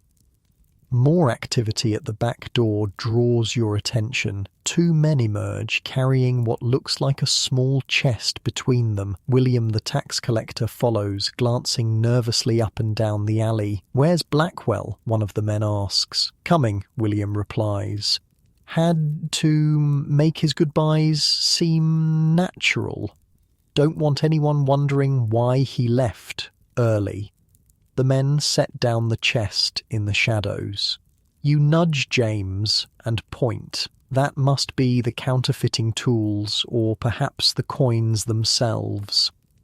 A few minutes later, the door opens again. Edmund Blackwell steps out, now dressed for travel in a heavy cloak despite the mild night. "Is everything ready?" he asks William. "Yes, just waiting for the wagon." As if on cue, the sound of wagon wheels and horse hooves comes from the street.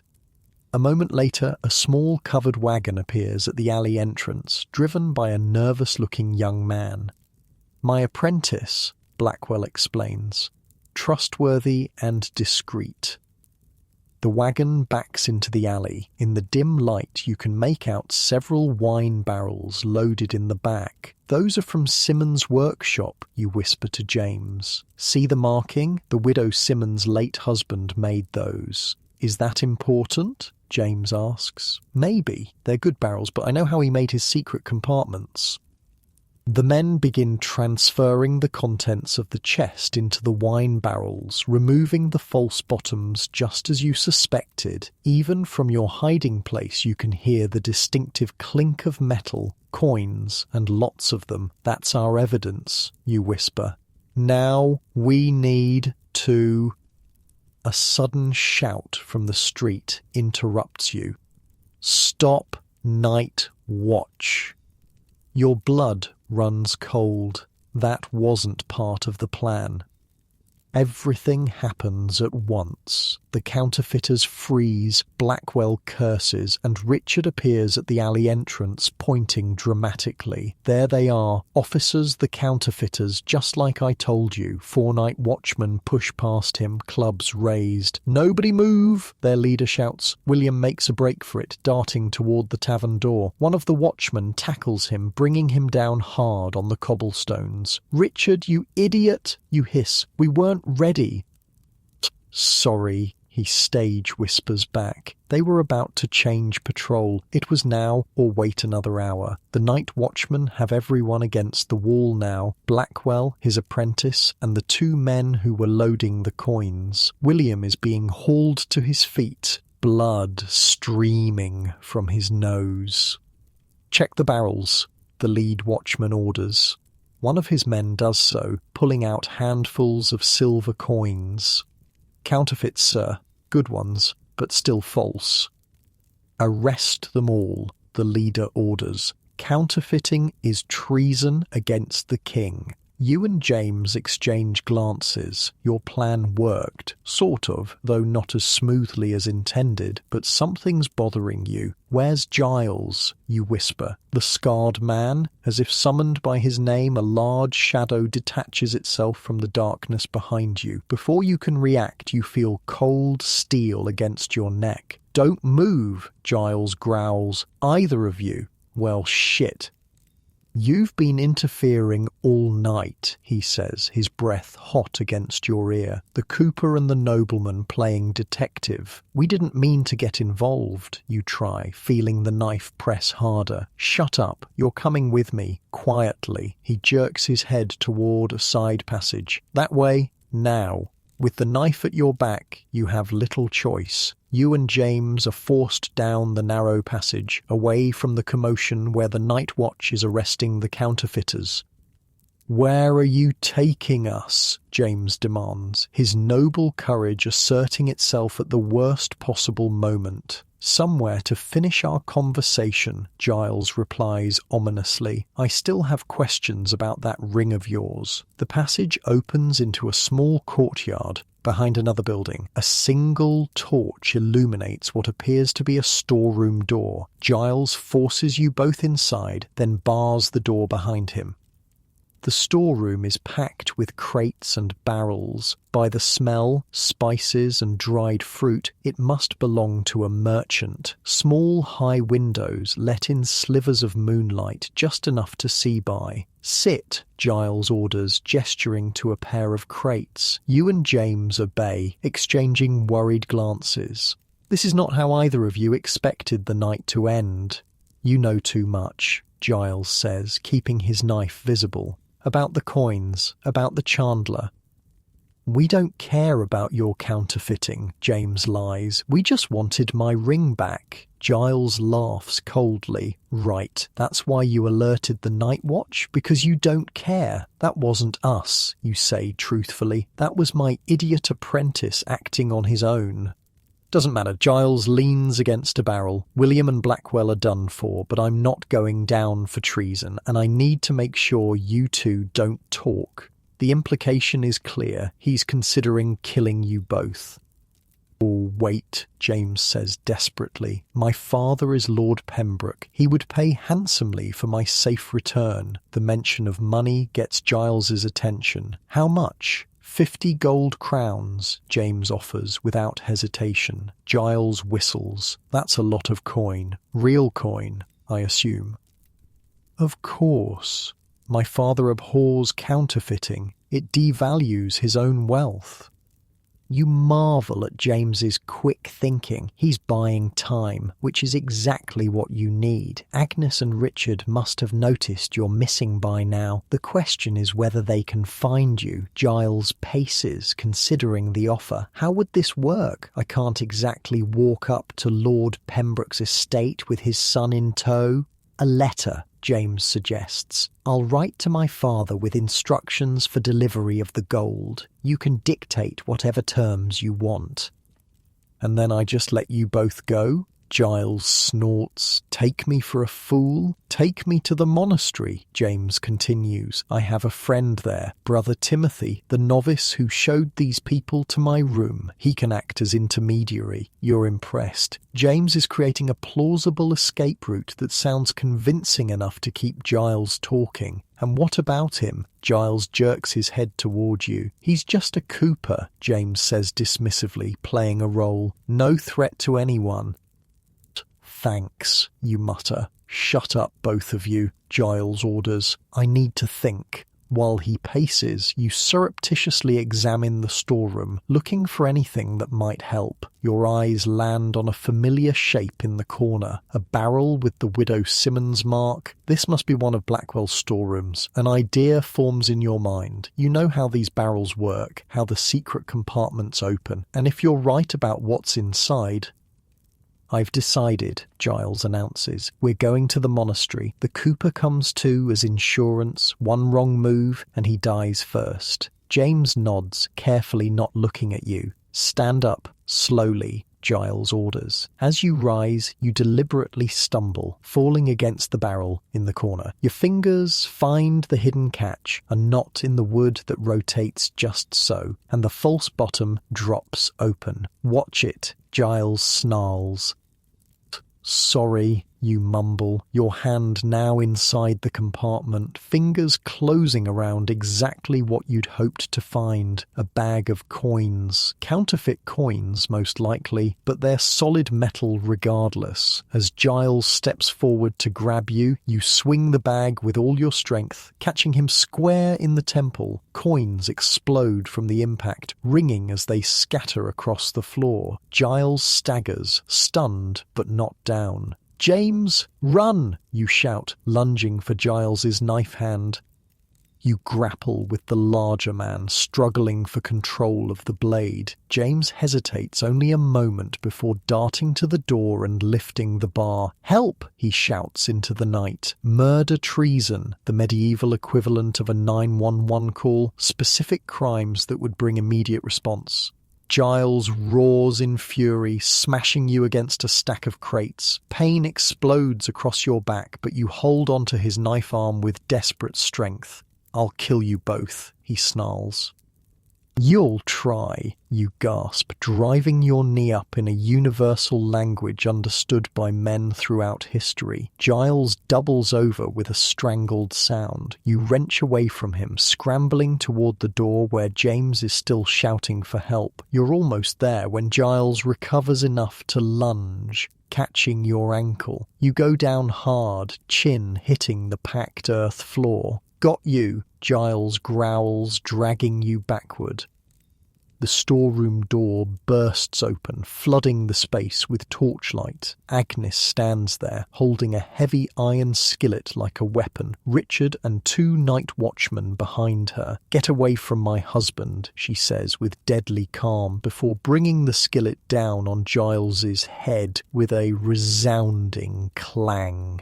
Medieval wives don't mess around. Giles crumples, finally unconscious. The night watchmen rush in to secure him. "How did you find us?" you ask Agnes as she helps you up. "Richard saw you being taken," she explains. "We followed at a distance, then went for help." You turn to the night watchman. "This man was part of the counterfeiting operation. He also murdered Martin the Chandler. We'll add it to his charges," one replies grimly. "Counterfeiting alone is enough for hanging, but murder means he'll be drawn and quartered as well." Medieval justice. Brutal, but straightforward. "Thank you," James says to all of you, looking genuinely moved. "You risked your lives for me, a stranger." "We risked our lives for justice," Agnes corrects him gently, "though I won't say no to those remaining 5 shillings. James laughs, a release of tension. "You shall have 10, and my father will hear of your courage." As the night watchmen drag Giles away, you step outside into the cool night air, suddenly aware of how filthy, bruised and exhausted you are. The church bells are ringing midnight. Your wild evening of medieval nightlife is finally winding down. "Home," Agnes suggests, slipping her hand into yours. "Home," you agree, never having wanted your straw mattress more. Richard yawns enormously. "What a night. Wait until I tell everyone at the Boar's Head tomorrow." "You're not going near a tavern for at least a week," you inform him. "We have 30 barrels to make for London, remember." His face falls, but only briefly. "Yes, but after that, can we investigate something else? Maybe those rumours about the ghost in the old mill?" "No," you and Agnes say simultaneously. Medieval nightlife, you reflect as you walk home through the darkened streets, is exciting enough without adding ghosts to the mix. Besides, your bed is calling. Not a comfortable modern one like yours, but still preferable to another adventure tonight. The walk home through the dark medieval streets is its own adventure. Without street lamps, the only light comes from the occasional lantern hanging outside a wealthy home, or from the moon when clouds permit. Most people carry their own lights after dark, candle lanterns for the rich, simple torches for everyone else. You, Agnes, and Richard have nothing, having left in daylight without planning for a night this long. Stay close, you warn Richard, who keeps wandering toward interesting sounds from alleyways. Nighttime isn't safe. He reluctantly falls back in line. But we just helped catch counterfeiters. We're heroes. Heroes can still get robbed, Agnes points out practically. Or worse. The night belongs to a different class of medieval society. Footpads, cut purses, drunks looking for fights, and women desperate enough to sell themselves in doorways. You pass one such woman huddled in a stone archway, her face gaunt in the moonlight. "Evening, good wife," she calls softly to Agnes. "Your men look tired. Send the young one my way for some comfort." Agnes ignores her, but Richard turns red to his ears, visible even in the darkness. "Keep walking," you mutter, steering him forward. The night watch passes, 2 men carrying halberds and a horn to sound alarm if needed. They nod at your group, but don't stop you. After the excitement at the storeroom, they have bigger concerns tonight. "Do you think they'll actually execute William and the others?" Richard asks, his voice small. "Counterfeiting is treason," you remind him, and treason means death. Agnes shivers. Drawn and quartered for the leaders, probably, hanging for the lesser accomplices. But that's, Richard begins, medieval justice, you finish. Swift and brutal. It's a harsh reality of your time. Crime is punished severely, partly as a deterrent, partly as public entertainment. Executions draw crowds as large as any festival. People bring food, make a day of it. "Will we have to testify?" Agnes asks suddenly. "At the trial?" You hadn't considered that. "I hope not. James has more standing as a witness. They'd take his word over ours." Another reality of medieval society. A nobleman's testimony outweighs a dozen commoners. You're nearing home when a figure steps out from a side street, making all 3 of you jump. But it's only James, looking oddly out of place in his commoner's clothes on your side of town. "I thought you'd be halfway to the monastery by now," you say, relieved it's not another threat.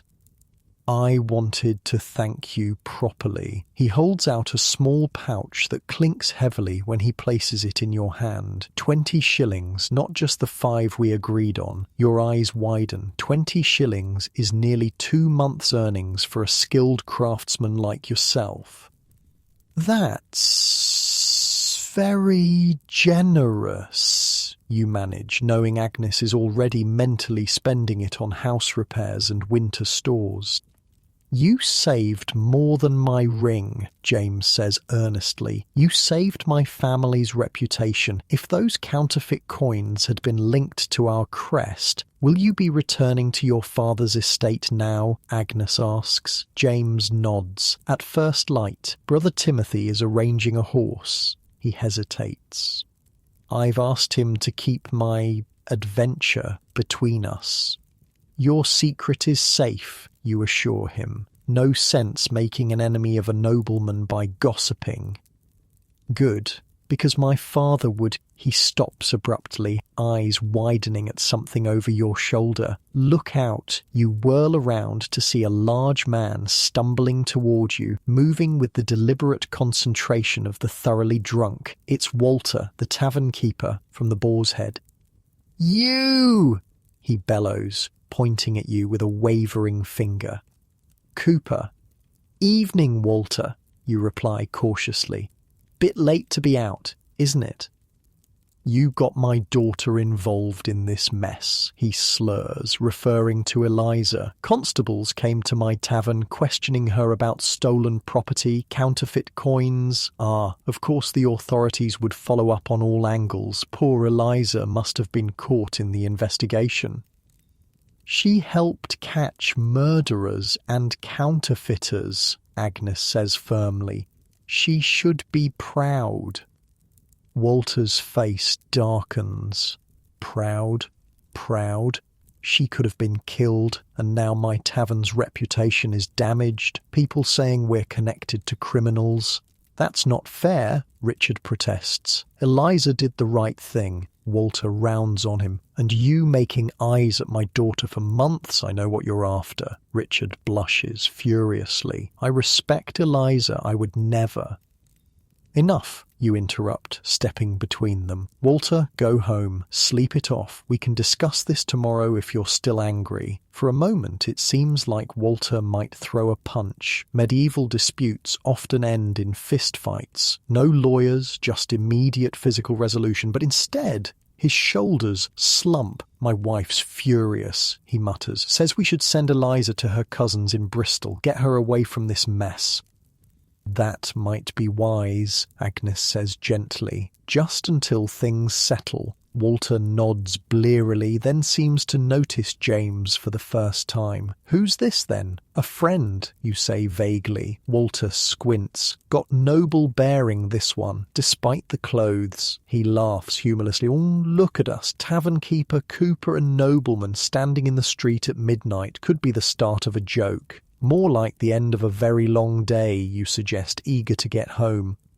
Drinks on the house tomorrow, Walter announces suddenly. For all of you, even you, pretty boy. He nods at James. Thank you, but I'm leaving in the morning, James replies politely. Suit yourself. Walter weaves off into the darkness, still muttering to himself. Well, Agnes says after a moment, that was unexpected. Is that normal? James asks, looking bemused. For Walter, yes. He's either fighting mad or offering free drinks. No in between. You shake your head fondly. Despite his outburst, Walter's a decent sort. Most of the time, you continue toward home, James still accompanying you despite the fact that the monastery is in the opposite direction.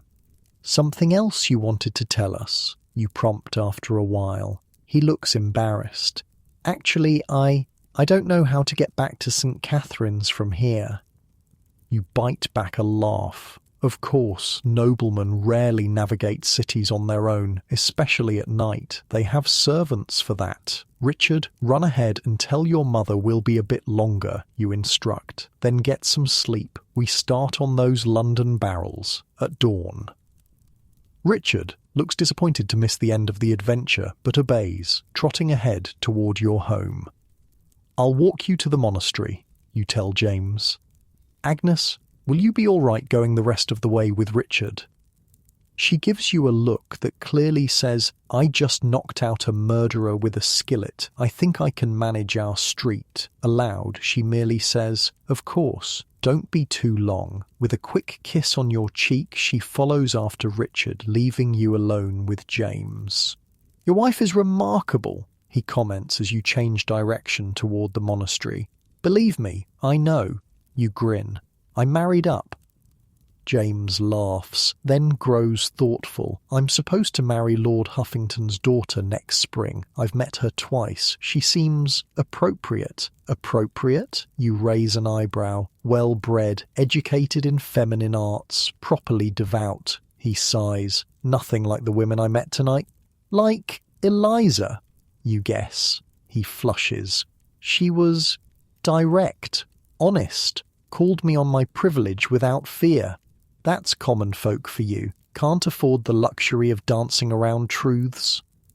The streets are almost empty now as you approach the better part of town. The air smells cleaner here, with fewer open sewers and more gardens behind high walls. Can I ask you something? James says after a while. Go ahead. Are you happy? With your life, I mean. The question catches you off guard. It's not something medieval people typically ponder. Life is what it is, predetermined by birth, shaped by God's will. Happiness isn't really the point. I have work I'm good at, you reply, slowly. A wife I love, food most days, could be worse. But the hardship, James presses, the uncertainty, the mess of it all. You shrug. It's all I've known. What about you? Are you happy in your gilded cage? He looks startled at the question, clearly unused to such directness from a commoner. I don't know, he admits. I have everything I could want, except freedom. Freedom's overrated when you're starving, you point out. and comfort is meaningless when every choice is made for you. You walk in silence for a while, each considering the other's perspective. The moon emerges from behind clouds, illuminating the street with silver light. What will happen to them? James asks eventually. William, Blackwell, the others. Trial, then execution, you reply. Probably public, as a warning. And Giles, the worst death they can devise. He killed a man. James shudders. Medieval justice is harsh. You raise an eyebrow at his phrasing. Just medieval? It's the only justice we have. I meant, he stops, flustered. Of course. The monastery comes into view ahead, its walls pale in the moonlight, a fortress of faith offering sanctuary to those deemed worthy. The bells begin to toll for midnight prayers. Monks don't sleep through the night, but rise for devotions at regular intervals. Here we are, you announce unnecessarily. James hesitates at the gate. Would you join me for a drink first? There's a small tavern just there. He points to a modest building across from the monastery. I feel our adventure deserves a proper conclusion. You should say no. You're exhausted, bruised, and Agnes is waiting. But curiosity wins out. How often does a cooper share drinks with a nobleman as equals? One drink, you agree. The tavern, the Pilgrim's Rest, is nothing like the rowdy establishments you've visited tonight. It caters to visitors to the monastery, offering simple food and drink in a quiet setting. At this hour, it's nearly empty. You take a small table in the corner. James orders wine, not the finest they have, which surprises you. He's learning. To unlikely allies, he proposes, raising his cup. To surviving the night, you counter, touching your cup to his. The wine is better than anything served at the Boar's Head. You sip it slowly, savouring the rare treat. I've been thinking about Martin, James says suddenly. The chandler. What about him? He died because he discovered something by accident. Wrong place, wrong time. If it had been me instead, you'd have been protected by your name and wealth, you finish. Until they could frame you, at least. Exactly. James looks troubled. Is that justice? You snort. No, that's life. Justice is rare, even with the constables and courts doing their best. It shouldn't be that way. Now you laugh outright. Planning to change the world, my lord? Maybe in small ways, he says seriously, when I have my father's position someday. You study him, wondering if he means it or if this is just wine-fueled nobility. Either way, it's not your concern. Your worlds will separate again come morning. Speaking of positions, you say, changing the subject, I should get home. 30 barrels won't make themselves. Of course. James reaches into his pouch and places another coin on the table. For your trouble tonight. You shake your head. You've paid more than enough. Consider it an investment, then, in our unlikely friendship. You almost correct him. Friendship across class boundaries isn't really possible in your society, but the earnestness in his face stops you. Let him have this small rebellion against convention. Very well, you pocket the coin, though I don't expect we'll meet again. Perhaps not. He smiles slightly. But I'll remember the cooper who taught me how to start a tavern brawl. Outside, the night has grown cooler. You part ways at the monastery gate, James slipping inside to find Brother Timothy and his borrowed bed. The walk home is quiet and uneventful, the streets now mostly deserted except for the occasional night watchman or stray dog. You pass a man slumped in a doorway, dead drunk or just dead. It's impossible to tell in the darkness. Medieval nights claim many victims. Your thoughts turn to Martin the Chandler, floating face down in the mill pond. A life ended over greed and secrets. In the morning, his widow will arrange his burial, the town will gossip about his connection to counterfeiters, and within a week, he'll be largely forgotten. Another medieval statistic. By contrast, the arrests of William and Merchant Blackwell will cause a sensation. Their trials will be public, their executions well attended. Crime among the better classes is always more interesting to the masses. And what of you? Tonight's adventure will make a good story to tell in taverns. Carefully edited to remove James's involvement, of course. But tomorrow brings ordinary life again. Barrels to make, taxes to pay, survival to ensure. Your home appears ahead, a small building with your workshop attached. A faint light glows from within, Agnes waiting up despite the late hour. The sight fills you with warmth. In a world of uncertainty, some things remain constant. You're about to enter when something makes you pause and look back. The town sleeps under stars, its crooked buildings and narrow streets transformed by moonlight into something almost beautiful. In a few hours it will wake again, resuming its chaotic, vibrant life. For all its hardships and dangers, this medieval world is yours. Its taverns and alehouses, its music and stories, its rough justice and rougher pleasures, they make up the fabric of existence, as they have for generations before and will for generations to come. You think of James returning to his world of privilege and constraint. For all his wealth, he'll never know the simple satisfaction of a hard day's work followed by well-earned ale among friends. Never experience the raw, unfiltered life of common folk with their bawdy songs and urgent pleasures. With a small smile, you push open your door, ready to face Agnes's questions and concerns. Tomorrow will bring consequences for tonight's adventures, but for now, you've survived another medieval night out, with a few more coins in your pocket and a story worth telling. In the soft glow of a single candle, Agnes looks up from her mending, relief washing over her face at the sight of you. "You're back," she says simply. "I'm home," you agree, the distinction important. In the medieval world, with all its perils and uncertainties, having a home to return to is no small blessing. Agnes rises to check you for new injuries, her hands gentle but thorough. Any more trouble? None. You catch her hands and kiss them. "Just a final drink with our noble friend." She raises an eyebrow but doesn't question further, one of the many reasons you love her.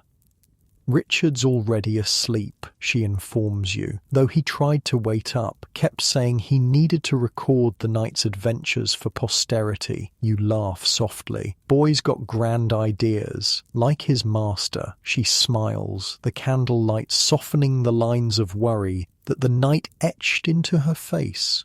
"Come to bed. Dawn comes early." As you follow her to your simple sleeping area, just a curtained-off section of the main room, you reflect on how different this is from the monastery accommodations James is enjoying. Your mattress is straw-filled, your blankets rough wool, but Agnes will be there, warm and real beside you. Some luxuries can't be bought with noble birth or royal favour. You shed your dirty clothes, wincing at the bruises already forming from your fight with Giles. Agnes notices and reaches for a small pot of salve. "Hold still," she instructs, applying the pungent ointment to the worst spots. It smells of herbs and beeswax, the medieval equivalent of first aid. "What do you think will happen to Eliza?" you ask as she works. Agnes sighs. "If she's smart, she'll go to Bristol, start fresh where no one knows her connection to all this."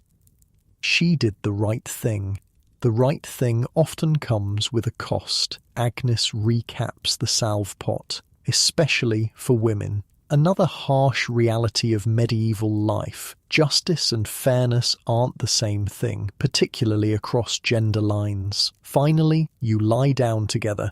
The events of the day settling into your tired muscles. Outside, a dog barks in the distance. The last church bells toll, marking the end of another day. Agnes, you murmur, already half asleep. Next time I say I'm going out for just one drink, I'll lock the door behind you, she suggests with a quiet laugh. Probably wise. Medieval nights out. They rarely go as planned, but they make for good stories, assuming you survive to tell them, and sometimes that's enough. Morning arrives with brutal efficiency. The first cockcrow rips through your dreams, dragging you unwillingly back to consciousness and the various aches that have settled into your body overnight. Everything hurts. Your back from being slammed against crates, your knuckles from the fake tavern brawl, your head from the wine with James. Agnes is already up, stoking the small fire and hanging a pot of water to heat. She moves with the quiet efficiency of someone who's been awake for hours, though the pale light filtering through the oiled paper window suggests it's barely dawn. You're alive then, she notes, seeing your eyes open. Wasn't sure after the state you crawled in last night. Barely, you groan, sitting up with considerable effort. Did I dream it all? Counterfeiters, murderers, noblemen in disguise. If you did, we shared the same dream. She hands you a cup of small beer, the weak morning ale that's safer than water and helps take the edge off morning discomfort. Richard's already up and at the workshop. That surprises you. Your apprentice usually needs multiple shakings to rise at dawn. Said he couldn't sleep, Agnes explains, too excited about everything that happened. You gulp the ale, feeling it wash away the worst of the night's residue from your mouth. And the 20 shillings? That was real? She smiles, patting the small pouch tucked securely in her apron. Very real. I've put aside 6 for winter stores, 3 for new tools you've been wanting. 2 for Richard's mother as promised, and kept 9 for emergencies. You smile despite your aching head. Agnes and her careful accounting, one of the many reasons your household survives while others falter. Medieval economics leaves little room for error, especially for craftsmen like yourself. Any word from town, you ask, forcing yourself to stand. The day waits for no one, hangover or not. Market's buzzing like a kicked beehive, she reports. Mary from next door stopped by for salt and couldn't talk about anything else. Arrests, counterfeiting, treason, it's better than a miracle play. How much do they know? Everything, nothing, depends who's telling it. Agnes shrugs. Some say William was running the whole operation himself. Others claim Blackwell was the mastermind. No one's mentioned us, though. Small mercies. The last thing you need is to be summoned as a witness in a treason trial. What about Eliza, Walter? The Boar's Head is closed today, unusual for them. Agnes hands you a piece of bread with a thin scraping of honey, a luxury you rarely indulge in, but apparently today warrants it. Rumour says Eliza left for Bristol with the dawn cart. Smart girl, a fresh start is her best option now.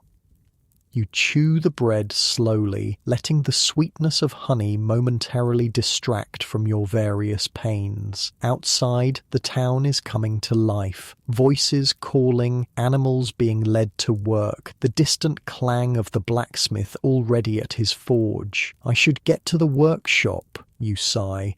Those London barrels won't make themselves. Agnes gives you a critical once-over.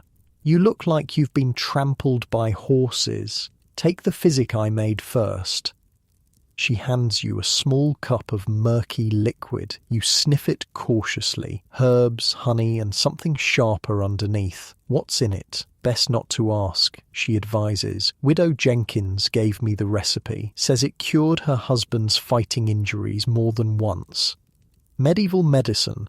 A blend of folk wisdom, herbal knowledge, and blind hope.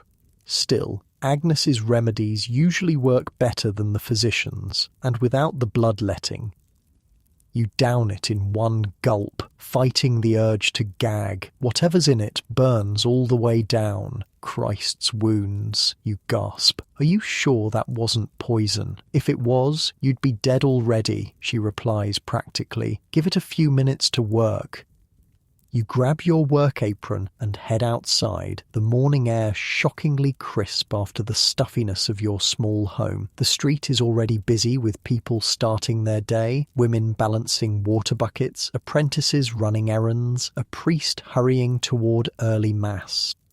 Your workshop sits adjacent to your home, a simple wooden structure with a roof that leaks when it rains heavily. Inside, Richard is already preparing wood staves for the day's barrel making, his face lighting up when he sees you. Master, you're up. He looks like he wants to bombard you with questions, but is restraining himself admirably. Barely, you grunt, reaching for your tools. Let's get started on those London barrels. Yes, but don't you want to go to the square first? They're announcing the charges against the counterfeiters. Of course he wants to witness the spectacle. Medieval justice is public business, part deterrent, part entertainment. You're about to refuse when you realise you're curious yourself. Besides, the physic Agnes gave you needs time to work before you trust yourself with sharp tools. Fine, you relent. But just for a moment. Richard practically bounces with excitement as you walk together toward the town square. The medicine is beginning to take effect, replacing the worst of your pain with a peculiar warmth. Whatever Widow Jenkins put in that concoction, it's potent. The square is packed with people by the time you arrive, a sea of bodies pressed together to hear the town crier. The smell is memorable, hundreds of unwashed bodies in the morning sun, most having just left homes where bathing is a monthly event at best. You're suddenly very aware of your own stale tavern smell from last night. There he is, Richard points to a raised platform where the town crier, resplendent in his official livery, is preparing to make an announcement. Beside him stand several night watchmen looking important in their leather jerkins with the town's insignia. The constable himself is present, a rare sight, suggesting the seriousness of the matter. Hear ye, the crier bellows, his voice carrying across the crowd. By order of His Majesty's court, the following persons stand accused of high treason through counterfeiting of the king's currency. A murmur runs through the crowd. Treason trials are rare entertainment. William Stanton, tax collector, the crier announces, a mix of jeers and gasps. A royal official involved in crime is always scandalous. Edmund Blackwell, merchant. This generates true shock. Blackwell was respected, wealthy, established. His fall will be talked about for generations. Giles Fletcher, known criminal. Less surprise here. A man with a scar and a reputation for violence fits everyone's idea of a villain. And 6 accomplices, the crier finishes, naming several people you don't recognise, probably workers and servants who assisted the operation. The accused will stand trial 3 days hence, he continues. Witnesses with information are commanded to present themselves to the constable. You exchange glances with Richard. So far, no mention of you, Agnes, or James. Perhaps you'll avoid involvement after all. Additionally, the crier adds, the murder of Martin Chapman Chandler has been attributed to the accused Giles Fletcher. His wife and children will receive compensation from the seized assets of the criminals. That's unexpected. Medieval justice rarely compensates victims' families. Perhaps James had something to do with it. A quiet word in the right ear. Their punishment will be death then, asks a woman near you. Drawn and quartered for the ringleaders, replies a man confidently. Hanging's too good for traitors. They say Blackwell's wife knew nothing, comments another. She collapsed when they took him. The crowd buzzes with similar conversations, speculation mixing with outrage and a certain grim satisfaction. Everyone loves to see the mighty fall, especially when it reinforces the belief that wickedness is punished eventually. Excuse me, Cooper. You turn to find a young man in the constable's livery at your elbow. Your heart sinks. So much for avoiding involvement. The constable requests your presence, he says formally, and your apprentice. Richard looks simultaneously terrified and thrilled. You just feel tired. Now? You ask. If you please, the young man replies, making it clear it's not a request. You follow him through the crowd, people parting curiously to let you pass. Nothing draws attention in a medieval town quite like being summoned by authorities. The constable's headquarters is a stone building near the town hall, one of the few structures that isn't primarily wood. Inside, it smells of parchment, ink, and the particular mustiness of rarely opened windows. You're led to a small room where the constable himself sits behind a desk scattered with documents. He's a portly man with a perpetually harried expression. Keeping order in a medieval town is largely a futile exercise. The Cooper, he says, looking up. And the apprentice. Sit. You both obey, taking the rough wooden stools opposite his desk. I understand you were involved in last night's events, he begins without preamble. We witnessed some things, you say cautiously. According to the night watchman, you did considerably more than witness. He shuffles through some papers. Something about alerting them to counterfeit coins being loaded into barrels. Richard can't contain himself. We discovered the whole operation, sir. The tax collector, the merchant, the murder of Martin. You elbow him sharply. We happened to observe suspicious activity and reported it, as any loyal subjects would. The constable looks between you, clearly not believing your modesty, but appreciating your discretion. The young nobleman, he says after a moment. He's gone? You nod. Back to his father's estate, I believe. Convenient. The constable leans back. His name appears nowhere in my reports, almost as if he was never here. Perhaps he wasn't, you suggest blandly. A thin smile crosses the constable's face. Indeed, much simpler that way. He taps his fingers on the desk. However, I still need statements from you both, for the official record. For the next hour, you and Richard give carefully edited versions of the night's events, omitting any mention of James or his stolen ring. The constable takes notes, occasionally asking questions that suggest he knows more than he's saying. And the tavern girl, he asks finally, the one who allegedly stole items from a patron? We heard she's left town, you reply. Family in Bristol, I believe. He nods slowly. So I've been told. Convenient timing. The timing of many things has been convenient, you observe. The constable actually laughs at that. Indeed it has. He sets down his quill. Very well, I have what I need. You're not required at the trial unless summoned, which I doubt you will be. Evidence against the accused is substantial. You stand, ready to escape, but the constable raises a hand. One more thing. There's been talk of a reward for information leading to the breaking of this counterfeiting ring. Your interest perks up despite yourself. More money would certainly be welcome. Since the nobleman who was robbed seems to have vanished, the constable continues with deliberate emphasis, and the girl who did the robbing has left town, I find myself with unclaimed funds that should rightfully go to those who helped bring these criminals to justice. He reaches into a drawer and produces a small but heavy pouch. 20 shillings. Division as you see fit between yourselves and your wife. You accept the pouch with a mixture of surprise and gratitude. Combined with James's payment, this is more money than you typically see in half a year. Thank you, you say sincerely. The constable nods. Justice serves those who serve justice, he says, then ruins the dignified moment by adding, Now get out. I have 9 more witnesses to question before midday. Outside, Richard can barely contain his excitement. Another 20 shillings, we're rich.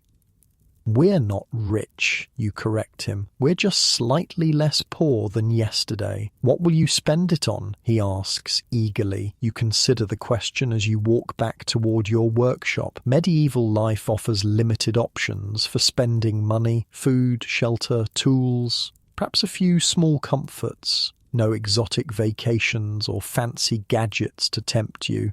A new roof for the workshop, you decide. Maybe better wood for those London barrels.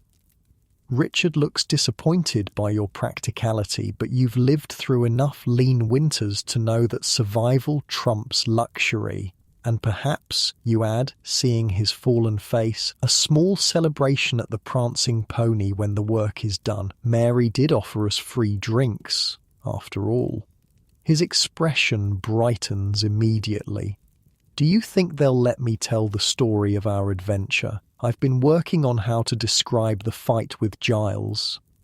With considerable exaggeration, I expect, you say dryly. Only the boring parts need exaggeration, he protests. You laugh despite yourself. The boy has a point. As you return to the workshop, Agnes meets you at the door, her expression worried. What happened? People said the constable summoned you. Just taking our statements, you assure her, handing over the second money pouch, and giving us a reward for our help. Her eyes widen as she feels the weight of the pouch.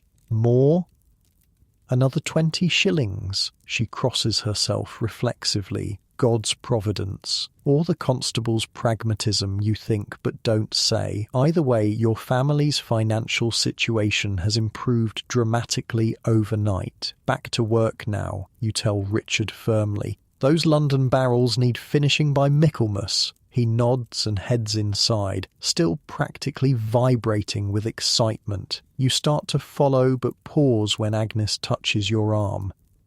There's something else, she says quietly. A monk came from St. Catherine's while you were gone, left this. She hands you a small folded paper sealed with wax. A proper letter, something rarely received by common folk. The seal bears a noble crest that you recognize immediately. From James? You ask, surprised. Agnes nods. The monk said a brother Timothy asked him to deliver it on his way to market. You break the seal and unfold the letter carefully. The parchment is fine, the ink dark and expensive. The handwriting is elegant in the way that comes from years of dedicated education. To the Cooper and his family, my journey home has begun, though I find myself strangely reluctant to return to the life that awaits me. Our adventure, though dangerous, showed me a world I never truly saw before, despite living alongside it my entire life. I have spoken with the constable regarding Martin Chapman's family. They will be provided for from Blackwell's seized assets. It is small justice for a life taken, but better than the nothing they might otherwise have received. Eliza has been given passage to Bristol on a merchant cart in my household's employ. The driver has instructions to see her safely to her family and provide a small sum to ease her new beginning. She is a remarkable young woman, brave and clear-eyed in a world that offers few rewards for such qualities in her sex. Or, as for yourself, your wife, and your apprentice, I find myself indebted in ways that coin cannot repay. You showed me not only the tavern life I sought for amusement, but also the courage and decency that exists beyond the walls of privilege I have known. Should you ever have need, this letter bears my family seal. Present it to any of our household or business interests, and you will find assistance forthcoming. Until our paths cross again, though I suspect they may not. James Harrington. son of Lord Pembroke. You fold the letter carefully and tuck it into your shirt. Some things are too valuable to risk losing. Well, Agnes prompts. What does it say? He says thank you, you summarize, feeling the inadequacy of the description but unable to articulate the strange connection you feel to someone from such a different world. And that he helped Eliza get to Bristol safely, Agnes nods approvingly. Decent of him. Yes, you agree, surprisingly so. The church bells ring for mid-morning prayers, marking the passage of time. The town continues its rhythms around you. Market stalls opening, children running errands, craftsmen at work, all under a sky that's clearing to blue. Your medieval world with its taverns and dangers, its strict hierarchies and surprising connections continues spinning forward. Yesterday's events are already becoming stories, the truth bending with each telling until legend replaces fact. By winter, when people gather in taverns to escape the cold, tales of the counterfeiting ring will have grown to include demons, secret passages, and improbable heroics. Martin the Chandler will be transformed from victim to martyr or villain, depending on who's telling the story. William and Blackwell will become warnings against greed, their executions described in gruesome detail by those who claim to have stood closer to the scaffold than they actually did. And somewhere in a nobleman's estate, James may sometimes think of his night among commoners, the adventure that showed him a different side of his own world before he returned to the path laid out from birth. As for you, you have barrels to make, a family to feed, and perhaps a few more nights at the Prancing Pony in your future, though hopefully with less excitement and an earlier return home. You pat the letter against your chest once more before entering your workshop, where Richard has already begun preparing the oak staves for the day's work. The familiar smells of wood, iron tools, and honest sweat welcome you back to normal life. Master, Richard looks up expectantly. Do you think we'll ever have another adventure like last night? You pick up your adze and test its edge with your thumb. God, I hope not. But part of you, the part that enjoyed the rush of danger and the satisfaction of seeing justice done, silently disagrees. There's something addictive about stepping outside the narrow confines of your assigned place, even briefly. Maybe that's the true appeal of medieval tavern life. Not just the ale and company, but the democratic chaos of it all, the momentary suspension of the rigid rules that otherwise govern every aspect of existence. For a few hours in those smoky, noisy rooms, a cooper can drink alongside a merchant, a nobleman can pass for a commoner, and anyone might stumble into adventure, provided they survive to tell the tale afterward. You smile to yourself and get to work, the rhythmic sounds of barrel making filling the workshop as the morning wears on. Outside, life in the medieval town continues its course, countless stories unfolding in tandem, some ending in tragedy, others in triumph, most somewhere in between. And tonight, in taverns across the town, people will gather again to drink, to laugh, to escape the hardships of their lives for a few precious hours. Some will find trouble, some romance, some simply oblivion at the bottom of a cup. Medieval nights out, unpredictable, dangerous, and absolutely necessary for making the brief, brutal span of existence feel a little more bearable, a little more worth the struggle. You wouldn't have it any other way. 3 weeks later, the London barrels are nearly finished. You and Richard have worked from dawn to dusk each day, your hands raw and calloused, your back aching from the repetitive motions of barrel making, but the results are worth it. 30 perfectly crafted oak barrels, each one sealed and tested for leaks. The workshop smells of fresh wood and beeswax, the autumn sunlight slanting through the open door as you put the finishing touches on the last barrel. Richard is unusually quiet, focused on his work with a maturity that wasn't there before your nighttime adventure. "You've done good work," you tell him, inspecting his joinery. "These barrels will serve the London wine merchant well." He beams under the rare praise. "Do you think your brother will come himself to collect them?" "Oh, unlikely. He'll send a carter." You run your hand over the smooth curve of a barrel stave, but his letter said the merchant was pleased with the advance samples, might lead to more orders.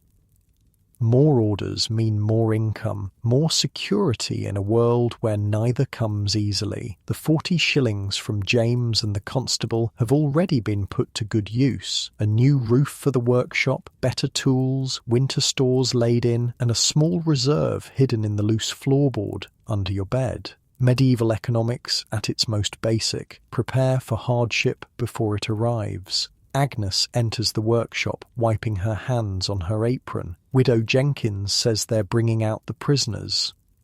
Your stomach tightens. Today is execution day for William, Blackwell, and Giles. The trial was quick, as medieval justice tends to be when the evidence is overwhelming. Guilty verdicts were delivered 2 days ago, and medieval society wastes no time carrying out sentences. "Are you going to watch?" Richard asks, his voice caught between morbid fascination and dread. "No," you reply firmly. "Public executions are standard entertainment, drawing crowds from miles around. People bring their children, pack picnics, make a day of it, but you've had enough of death recently." "I thought not," Agnes says with approval. "I've told the neighbours we're too busy with the London order. A convenient excuse, sparing you the social awkwardness of abstaining from what many consider both a civic duty and a public spectacle." Richard looks relieved. For all his excitement about adventure, the reality of watching men being drawn and quartered is beyond even his curiosity. When they're done, he begins hesitantly, "We'll go to the prancing pony," you finish for him, "to celebrate completing the barrels." His face lights up. Despite everything, the allure of tavern life remains strong. The music, the stories, the brief escape from daily burdens.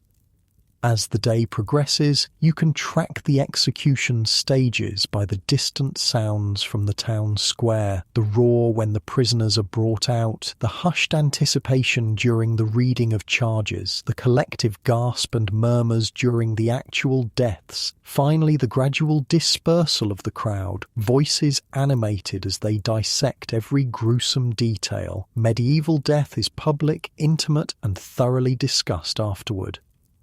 By late afternoon, the barrels are complete, arranged in neat rows awaiting transport. You step back, surveying your work with pride. Craftsmanship is one of the few areas where a medieval commoner can feel true accomplishment. "They're beautiful," says a voice from the doorway.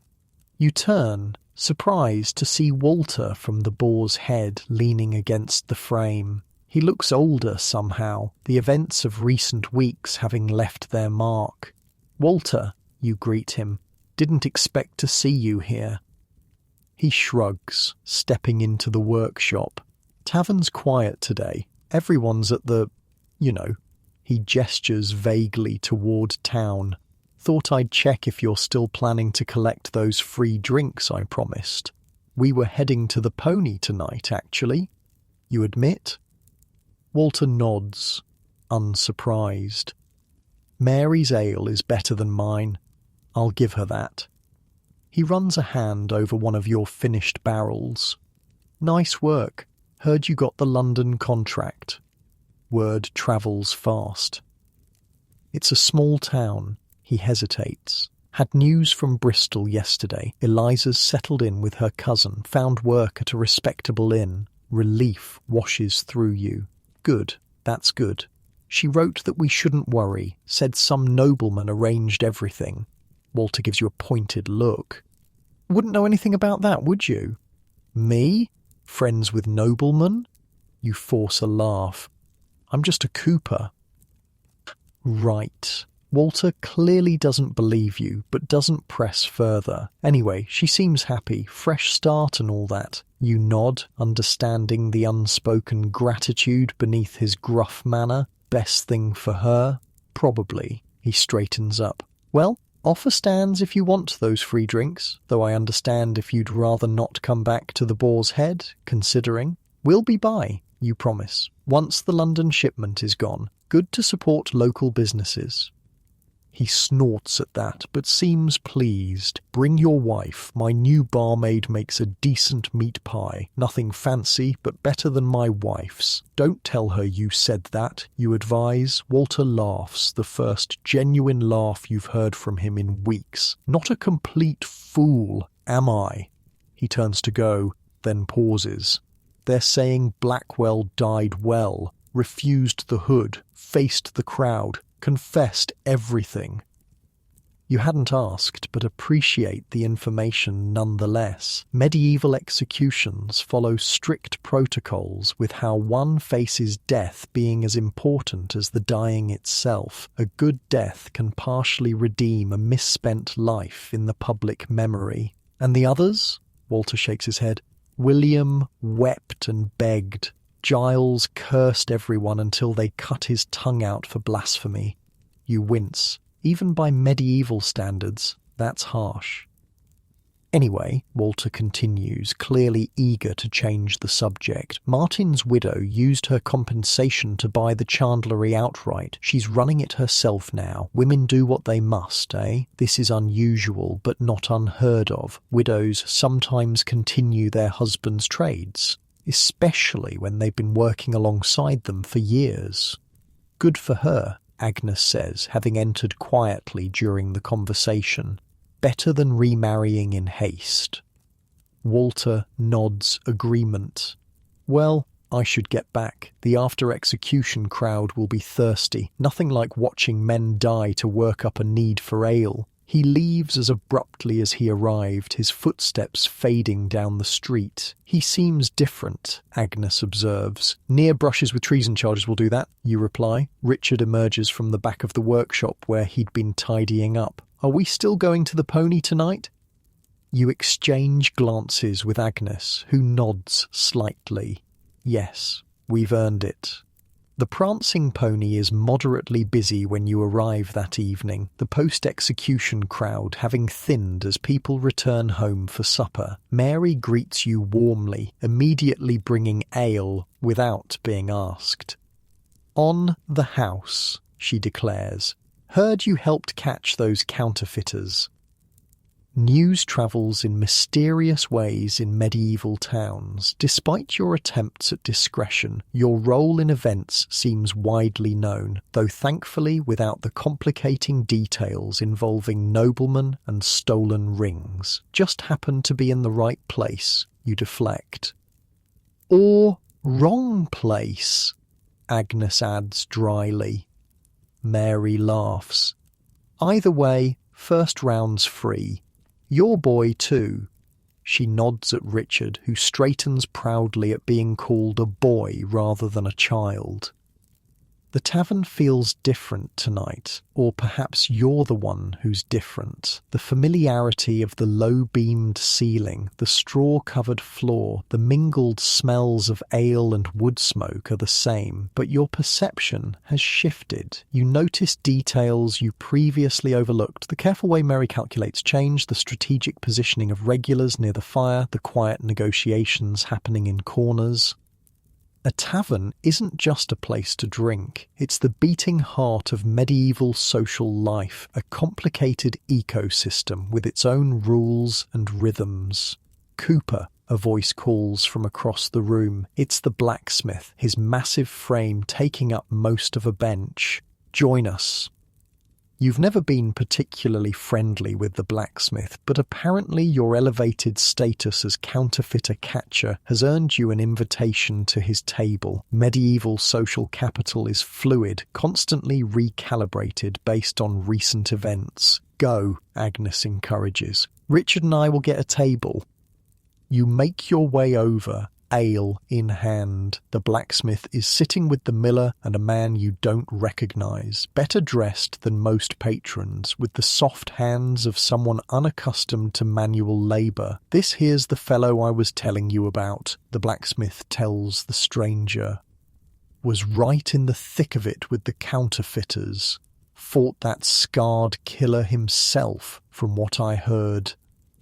The story has grown impressively in the retelling. Next week, you'll probably have single-handedly captured all the criminals while fighting off a dozen armed guards. Impressive, the stranger says, extending a hand. Edward Lowell, King's Assayer from London. You shake his hand, trying not to show your surprise. The King's Assayer is responsible for ensuring the purity of royal coinage, a prestigious position. What brings you to our town? You ask, taking the offered seat. The counterfeiting case, Edward replies, needed to examine the false coins, determine how they were made, if they match other operations we're investigating. Find anything interesting. Edward takes a careful sip of wine, actual wine, not ale, marking him as a man of means. The dies were exceptional work, professional quality. Someone with training made those. Not William or Blackwell, you deduce. Certainly not. Edward studies you with new interest. You seem well informed for a Cooper. You shrug. People talk, especially in taverns. Indeed they do. He leans forward. In fact, I've heard interesting talk about you. A Cooper who identifies secret compartments in barrels, recognizes counterfeit coins, helps capture traitors. Exaggerations, you demur, suddenly uncomfortable with the scrutiny. Perhaps, but capabilities like those are valuable to the Crown. Edward reaches into his jacket and produces a sealed letter. My superior is looking for reliable men in market towns, eyes and ears who understand trade, recognize irregularities. You stare at the letter, understanding dawning. You're offering me work as an informant? Edward winces at the blunt phrasing. As a correspondent with the Royal Mint, paid, of course, and discreet. The blacksmith and miller watch with undisguised curiosity. This kind of opportunity, a connection to royal authority, a source of additional income, potential advancement, is rare for someone of your station. I'm a Cooper, you say slowly. I make barrels. And you'll continue making barrels, Edward assures you. The best cover is an honest trade. We just ask that you report anything unusual, especially regarding currency or valuable goods. You pocket the letter without committing. I'll consider it. Edward nods, satisfied for now. That's all I ask. And remember, discretion is essential. The conversation shifts to more general topics. The price of grain, the coming winter, predictions about taxes. But your mind keeps returning to the letter, heavy in your pocket. Another unexpected consequence of your night out. Eventually, you excuse yourself and return to Agnes and Richard, who've secured a small table near the back. What did he want? Agnes asks immediately, always perceptive. Tell you later, you murmur, aware of listening ears nearby. Richard is watching the door, where a small commotion has erupted as newcomers enter. Master, look, you turn to see Brother Timothy, the young novice from St. Catherine's Monastery, making his way through the crowded tavern. His brown robes and tonsured head draw curious glances. Monks aren't common in taverns, though not forbidden from entering. Is he looking for us? Agnes wonders. Your question is answered when Brother Timothy spots your table and heads directly toward you, weaving between patrons with surprising agility for someone supposedly cloistered. Good evening, he greets you with a small bow. Forgive the intrusion. Brother Timothy, you acknowledge. What brings you to the prancing pony? Spiritual thirst or the ordinary kind? He smiles at your jest. Neither, I'm afraid. I bring a message. He glances meaningfully at Richard and Agnes. For your ears alone, if possible. Agnes takes the hint immediately. Richard, help me fetch more ale. Once they're gone, Brother Timothy sits, leaning close. I've come from Lord Pembroke's estate. Your heart sinks. Has something happened to James? Master James is well, Timothy assures you, reading your expression. But there have been complications. What kind of complications? Timothy glances around before continuing. The investigation into the counterfeiting operation has expanded. Edward Lowell and his men are examining connections to other towns, other nobles. You think of your recent conversation with the assayer. He approached me earlier, offered me a position as an informant. Timothy nods. He's recruiting widely. The king fears the counterfeiting network extends further than our local operation. What does this have to do with James or me? Lord Pembroke has received questions about his son's whereabouts during the weeks preceding the arrests. Someone suggested he might have been in town around that time. You keep your face carefully neutral. And was he? Timothy gives you a knowing look. Officially, Master James was on a spiritual retreat at St. Catherine's. I've personally attested to this, as have several brothers. His attendance at daily prayers was exemplary. A convenient fiction provided by the monastery in exchange for what was undoubtedly a generous donation. That's good to hear, you say carefully. Young noblemen need spiritual guidance like anyone else. Indeed, Timothy places a small package on the table. Master James asked me to deliver this with his gratitude for your discretion. You make the package disappear into your shirt without examining it. Medieval taverns have too many curious eyes for such business. Tell him his secret remains safe, you assure Timothy, as does his spiritual devotion. The young monk smiles slightly. I'll convey your message. He rises to leave. Oh, and Cooper, the widow Simmons has decided to apprentice her son to the blacksmith instead. Thought you'd want to know.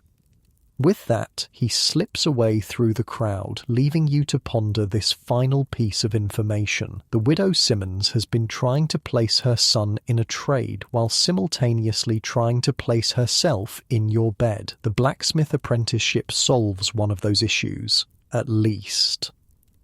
Agnes and Richard return with fresh ale, having deliberately taken their time.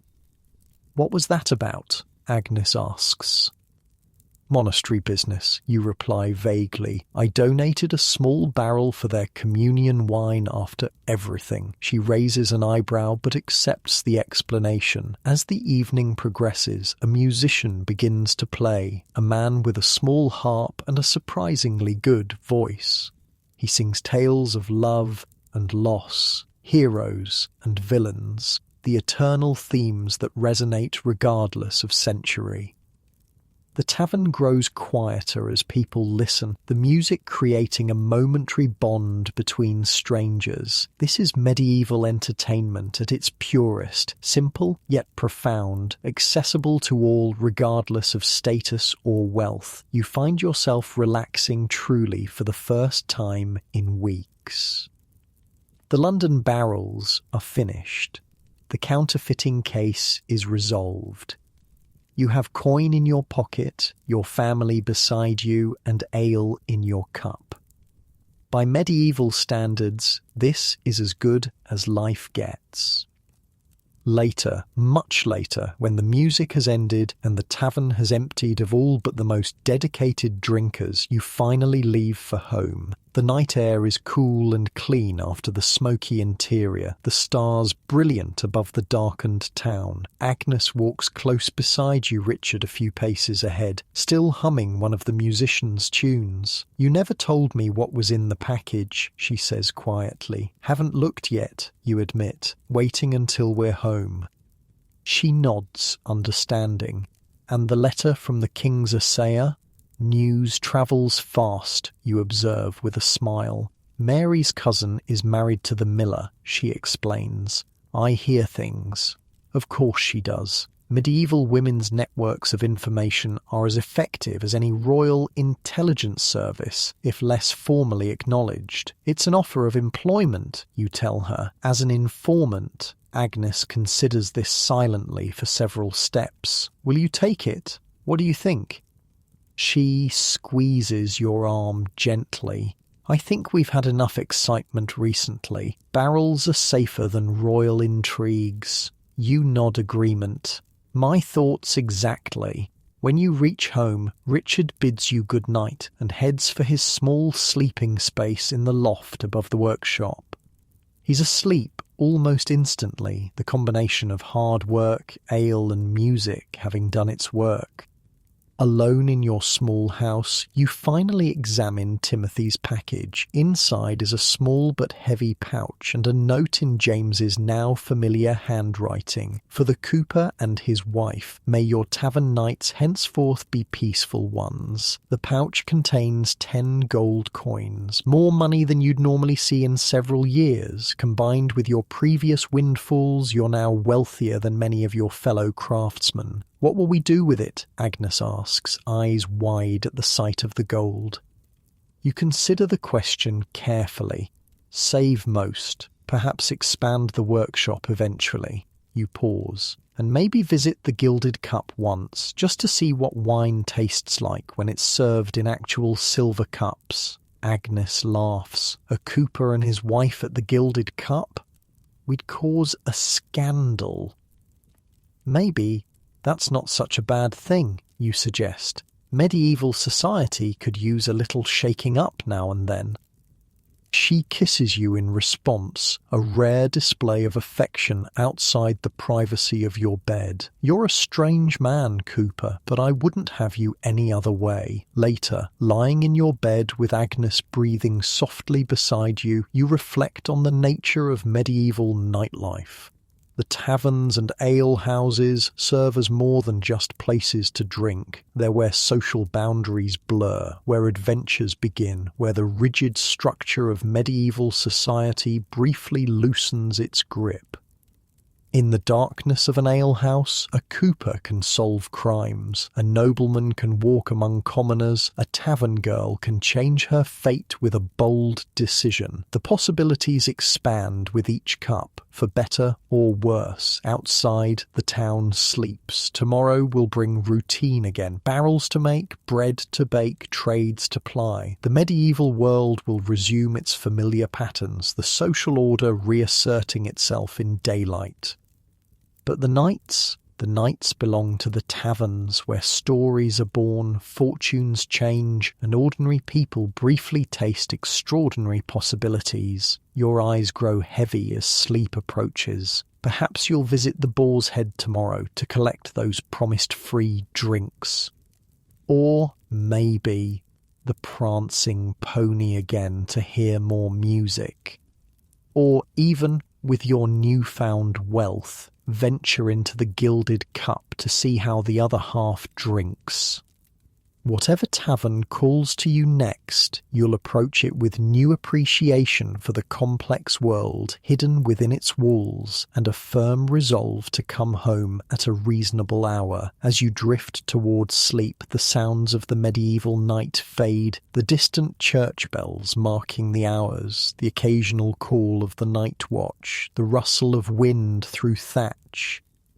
Medieval nights out, dangerous, unpredictable, essential parts of a world both utterly foreign and surprisingly familiar. A world where a simple tavern might contain more stories, more humanity, more life in its cramped, smoky confines than all the king's palaces combined.